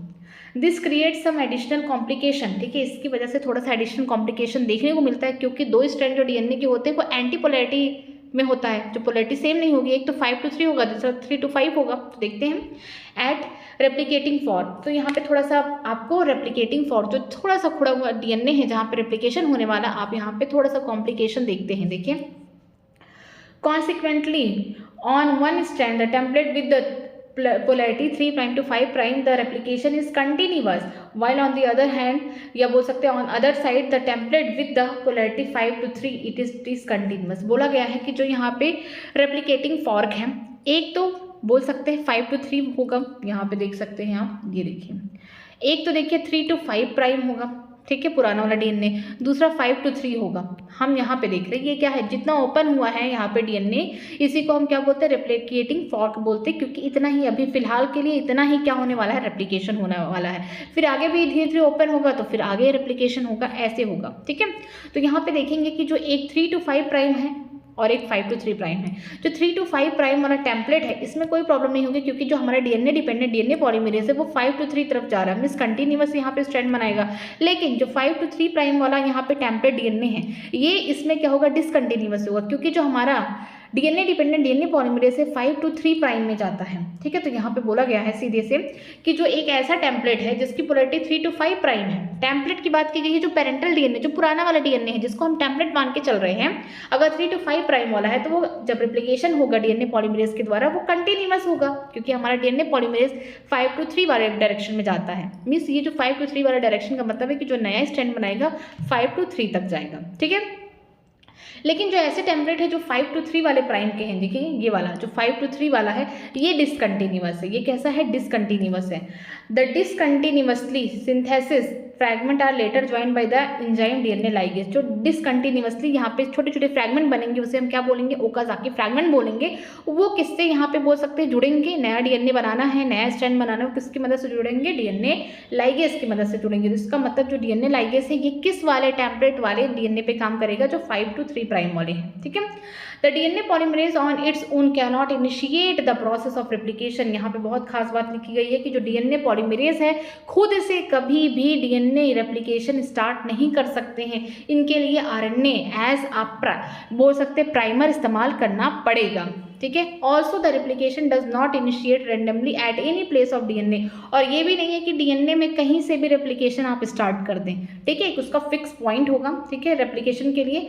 There is a definite region in E coli DNA where the replication originated, ठीक है। Such region are term as the origin of replication. जो हमारा ई कोलाई है, ई कोलाई बैक्टीरिया के बारे में बात करते हैं फॉर एग्जाम्पल, उसके पास तो इस तरीके से प्लाज्मिड है, ठीक है। तो ये वाला जैसे मान लीजिए रीजन है, ये वाला जो रीजन है ये कैसा है, ORI, ठीक है, ऑरिजिन ऑफ रेप्लिकेशन बोलते हैं ORI, ठीक है। जो ORI है ये क्या करता है, यहीं से डीएनए में क्या होगा, रेप्लिकेशन होना स्टार्ट होगा इस तरीके से, इस तरीके से एक इधर जाएगा और दूसरा वाला इस तरीके से होगा, क्योंकि यहाँ कहीं तो टर्मिनेट होना है, रुकना है। ऐसा तो है नहीं कि कंटिन्यूअसली डीएनए रेप्लिकेशन ही कर रहा है ऑल टाइम, ऐसा नहीं होगा। तो जो यहाँ पे बोला गया है कि डीएनए का जो रेप्लिकेशन है किसी रैंडम प्लेस से नहीं हो जाएगा, कि ये मान लीजिए पूरा बड़ा सा डीएनए तो कहीं यहाँ से रेप्लिकेशन करा रहे हैं तो कहीं यहाँ से, नहीं, ऐसा नहीं हो सकता। उसके लिए आपको डेफिनेट यहाँ पे एक रीजन होता है। अगर हम बात करते हैं ई कोलाई में तो उसे क्या बोलते हैं, origin of replication ORI। It is because, ये क्यों होता है, it is because of requirement of the origin of replication that is a piece of DNA if needed to be propagated during the recombinant DNA procedure required a vector. The vector provides the origin of replication. अगर हम E coli की बात करते हैं तो हम जानते हैं कि बायोटेक्नोलॉजी एक ऐसा क्षेत्र है, एक ऐसा एरिया है जहाँ पर हम रिकम्बिनेंट अपने मन चाहा जीन को ऐड करते हैं। कहाँ ऐड करते हैं, मान लीजिए ये हमारा ई कोलाई है, ई कोलाई का मान लीजिए प्लाज्मिड है, ठीक है। तो हम अपना मन चाहा हमारा फॉरेन जो जीन है उसको हम ऐड कर देंगे, कहाँ, इसको हम ऐड कर देंगे जो ओरिजिन ऑफ रेप्लिकेशन है वहाँ। तो जितनी बार ये जो ई कोलाई है रेप्लिकेशन करेगा उतनी बार हमारा जो फॉरेन जीन है या जो हमारा मनचाहा जीन है वो भी क्या करेगा, रेप्लिकेट करेगा। तो यही एक रीज़न है कि बोला गया कि जो ओरिजिन ऑफ रेप्लिकेशन है ये इंपॉर्टेंट इसलिए ई कोलाई में, क्योंकि यहाँ पर जो ओरिजिन ऑफ रेप्लिकेशन अगर हम उस पर piece of DNA means foreign DNA कहीं से लाकर ऐड कर दिए, ठीक है, जिसको हम चाहते हैं कि वो लार्ज स्केल पर ढेर सारा बने और आगे चल के हम रिकम्बिनेंट डीएनए बनाएं, ठीक है। तो हमको क्या करना पड़ेगा कि जो अपना फॉरेन डीएनए है या फॉरेन जीन है उसको लाके लगा देंगे कहाँ, ऑरिजिन ऑफ रेप्लिकेशन पे। और जितनी बार हमारा ई कोलाई आगे चल के रेप्लिकेशन कर रहा है उतनी बार हमारा फॉरेन जीन भी क्या हो रहा है, रेप्लिकेट हो रहा है। कब हो रहा है, जब रिकम्बिनेंट डीएनए प्रोसीजर, डीएनए बोल सकते हैं, रिकम्बिनेंट डीएनए यहाँ टेक्नोलॉजी इस्तेमाल की जा रही है, ठीक है, किसकी मदद से, यहाँ पे वेक्टर की मदद से। और ये क्यों हो रहा है, क्योंकि यहाँ पे ऑरिजिन ऑफ रेप्लिकेशन पे हमने अपना फॉरेन जीन को लगा दिया है, ठीक। Further not every detail of replication is understood well. सारा आपको डिटेल यहाँ पे रेप्लिकेशन का नहीं बताया गया है। आगे देखते हैं, In eukaryotes, the replication of the DNA take place in S phase of the cell cycle. ठीक है, बोला जा रहा है कि जो यूकैरियोट्स होते हैं उनमें जो रेप्लिकेशन होता है डीएनए का कब होता है, यस फेज होता है, ठीक है, ड्यूरिंग हम बोल सकते हैं इंटरफेज में। The replication of DNA and the cell division cycle should be highly coordinated. जो यहाँ पे डीएनए का रेप्लिकेशन हो रहा है और आगे चल के जब डीएनए का रेप्लिकेशन हो गया इसके बाद सब सेल डिवीजन हो रहा है तो ये बहुत ही ज़्यादा हाईली कोऑर्डिनेटेड है, मीन्स एक सीक्वेंस के फॉर्म में होगा, ठीक है। A failure in the cell division after a DNA replication result into the polyploidy a chromosomal anomaly. बोला जा रहा है कि अगर सेल के अंदर डीएनए का रेप्लिकेशन हो गया, 1 से 2 डीएनए बन गया, लेकिन आगे किसी कारणवश कि यहाँ पे जो सेल है वो अपने आप को डिवाइड नहीं कर पाए, 1 सेल से 2 सेल नहीं बन पाए। मान लीजिए कोई एक यहाँ पे सेल है, उसके पास एक डीएनए, उसने रेप्लिकेशन कर लिया यस फेज में, ठीक है, उसने रेप्लिकेशन कर लिया यस फेज में, 2 डीएनए बना लिया, लेकिन आगे ये सेल डिवीजन ही नहीं हुआ, ठीक है, यहाँ पे हम बोल सकते हैं साइटोकाइनेसिस नहीं हुआ। तो इस सेल के अंदर 2 यहाँ पे बोल सकते हैं क्रोमोसोम है, 2 डीएनए है, जिसकी वजह से आपको क्या देखने को मिलेगा, पॉलीपोलाइडी या क्रोमोसोमल एनोमली, मतलब फॉल्स देखने को मिलेगा। You will be learn in the detail the nature of the origin and the process occurring at this site in higher classes. आप और इसके बारे में डिटेल में स्टडी करेंगे कि किस तरीके से इसका ओरिजिन होता है, क्या नेचर है, कैसे प्रोसेसेस होते हैं, ऐसे, ठीक है। यहाँ पे हम लोगों ने रेप्लिकेशन खत्म कर दिया है, क्योंकि देखिए इसको एक बार ध्यान से पढ़ लीजिएगा खुद से कि यहाँ पे जो डीएनए है, ठीक है, जो हमारा डीएनए है ये कैसा है, ये हमारा बोल सकते हैं डबल हेलिकल स्ट्रक्चर है। अब इसमें क्या होगा कि जो हाइड्रोजन बॉन्डिंग है उसे खत्म करने के लिए हेलिकेज अनवाइंडेज आएंगे जो हाइड्रोजन बॉन्डिंग खत्म कर रहे हैं, और एक बार में सारा डीएनए नहीं कट जाएगा, मीन्स एक बार में उनके बीच का हाइड्रोजन बॉन्डिंग नहीं काटना है। क्यों? क्योंकि यहाँ पे एनर्जी खर्च होता है, थोड़ा थोड़ा करके यहाँ पे डीएनए के जो बोल सकते हैं छोटे छोटे स्ट्रैंड को काट काट के आगे की तरफ मूव करेंगे। जितना स्ट्रैंड ओपन हुआ उतने में ही क्या करना है, आपको रेप्लिकेशन कराना है। तो यहाँ पे हेलिकेज नाम का एंजाइम आया जिसे अनवाइंडेज कहते हैं, जहाँ पे हाइड्रोजन बॉन्डिंग किसके बीच में जा रही है, 2 स्ट्रैंड के बीच में कट रही है, ठीक है। अब यहाँ पे जब 2 स्ट्रैंड के बीच में हाइड्रोजन बॉन्डिंग कट गई तो ऐसा तो है नहीं कि ये दोनों स्ट्रैंड दूर दूर हैं, पास भी आके यहाँ पे फिर से कॉम्प्लीमेंट्री बन सकते हैं एक दूसरे के। तो यहाँ पे हम क्या इस्तेमाल करते हैं, single stranded binding protein means SSB protein का इस्तेमाल करते हैं ताकि यहाँ पे हाइड्रोजन बॉन्डिंग ना बन सके। फिर हम चाहते हैं कि अब हमारा डीएनए डिपेंडेंट डीएनए पॉलीमरेज आए और यहाँ से स्टार्ट करे क्या करना, रेप्लिकेशन करना। तो उससे पहले हमें क्या लाना पड़ेगा, आरएनए प्राइमर लाना पड़ेगा जो हाइड्रोक्सिल ग्रुप को ऐड करता है, जिसकी वजह से हमारा जो डीएनए डिपेंडेंट डीएनए पॉलीमरेज है ये आगे की तरफ धीरे धीरे काम करे। लेकिन इसका जो डायरेक्शन होगा 5 to 3 प्राइम, जब भी ये नया स्ट्रैंड बनाएगा, नया डीएनए का बोल सकते हैं न्यूली फॉर्म डीएनए बनाएगा, वो 5 to 3 डायरेक्शन में जाएगा, ठीक है। और अगर इस तरीके से ओपनिंग हो रही है तो कहीं सुपर क्वाइलिंग ना हो जाए, पीछे ज़्यादा ऐठन ना आ जाए, इसके लिए किसका इस्तेमाल करते हैं, टोपो आइसोमेरेज की इस्तेमाल करते हैं जो सुपर क्वाइलिंग को खत्म करता है। मान लीजिए इतना पार्ट हमारा डीएनए का ओपन हुआ, ठीक है, तो जितना पार्ट ओपन उसे हम क्या बोलते हैं, रेप्लिकेटिंग फॉर्क बोलते हैं। एक होगा 3 to 5 प्राइम तक हमारा यहाँ पे टेम्पलेट या फिर पेरेंटल डीएनए होगा, दूसरा 5 to 3 होगा हमारा टेम्पलेट या फिर पेरेंटल डीएनए, ठीक है। जो 3 to 5 प्राइम वाला हमारा पेरेंटल या फिर टेम्पलेट स्ट्रैंड होगा उसमें देखने को मिलेगा कि जो यहाँ पे आरएनए प्राइमर है एकदम आगे ही लग गया। क्यों? क्योंकि जो हमारा डीएनए डिपेंडेंट डीएनए पॉलीमरेज है वो 5 to 3 प्राइम पे ही काम करते हुए जाएगा और यहाँ पे कंटिन्यूअसली यहाँ पर एक न्यू डीएनए को सिंथेसिस करेगा। बट जो 5 to 3 प्राइम वाले यहाँ पे डीएनए का स्ट्रैंड है, ठीक है, टेम्पलेट डीएनए का जो स्ट्रैंड है, इसमें प्रॉब्लम होगा। क्यों? क्योंकि हमारा जो डीएनए डिपेंडेंट डीएनए पॉलीमरेज है वो 5 to 3 काम करता है, ठीक है, 5 to 3 सिंथेसिस करता है नए डीएनए को। तो यहाँ पे क्या होगा, 5 to 3 इस तरीके से करेगा तो यहाँ पे छोटे छोटे फ्रैगमेंट बन जाएंगे जिसे हम ओका जाके फ्रैगमेंट बोलेंगे, और ये कैसा होगा, डिसकंटिन्यूअस होगा। तो याद रखिएगा कि जो कंटिन्यूअस डीएनए की सिंथेसिस हो रही है किस पेरेंटल वाले टेम्पलेट से हो रही है, 3 to 5 वाला। देखिए यहाँ पे जो न्यू वाला डीएनए सिंथेसिस हो रहा है जो लीड कर रहा है कंटिन्यूअस है वो कौन से टेम्पलेट से, 3 to 5 वाले से है। लेकिन जो डिसकंटिन्यूअस यहाँ पे डीएनए सिंथेसिस हो रहा है वो किस टेम्पलेट से, 5 to 3 वाले से, क्योंकि यहाँ पे डिसकंटिन्यूअस हो रहा है और ये लैगिंग कर रहा है, मीन्स पीछे रह जा रहा है। तो जो हमारा लैगिंग वाला होगा वो 5 to 3 प्राइम से होगा, ठीक है। इसका किससे कंपेयर कर रहे हैं हम लोग, टेम्पलेट डीएनए से या फिर पेरेंटल स्ट्रैंड से देख रहे हैं, ठीक है। इस तरीके से होगा। यहाँ पे पीछे टोपो आइसोमेरेज होंगे, गाइरेज जो सुपर क्वाइलिंग को बचाते हैं। इस तरीके से आप देखेंगे जो 3 to 5 वाला डीएनए का टेम्पलेट स्ट्रैंड होगा वो सीधा का सीधा कंटिन्यूअस यहाँ पे एक डीएनए नया बना देगा 5 to 3 प्राइम। इसमें प्रॉब्लम नहीं होगी, कंटिन्यूअस होगा, ये आगे भी हो जाएगा, लीड कर जाएगा एज कम्पेयर टू दूसरे वाले स्ट्रैंड से, ठीक है। लेकिन अगर हम बात करते हैं जो 5 to 3 प्राइम हमारा डीएनए का स्ट्रैंड है, टेम्पलेट डीएनए या फिर बोल सकते हैं पेरेंटल स्ट्रैंड है, तो यहाँ पर जो नया डीएनए बनेगा वो 5 to 3 बनेगा, लेकिन ये कैसा हो जाएगा, डिसकंटिन्यूअस हो जाएगा। तो यहाँ पे आपको देखने को मिलेगा लैगिंग स्ट्रैंड। जो लैगिंग स्ट्रैंड का जो टेम्पलेट होगा कौन होगा, 5 to 3 प्राइम होगा, और ये छोटे छोटे जो फ्रैगमेंट है इसको जोड़ने के लिए हमारा डीएनए लाइगेज आके हेल्प करेगा। ठीक है, तो इस तरीके से दोनों ही स्ट्रैंड जो डीएनए के होते हैं वो क्या करते हैं, वो as a template, as a parental DNA काम करते हैं।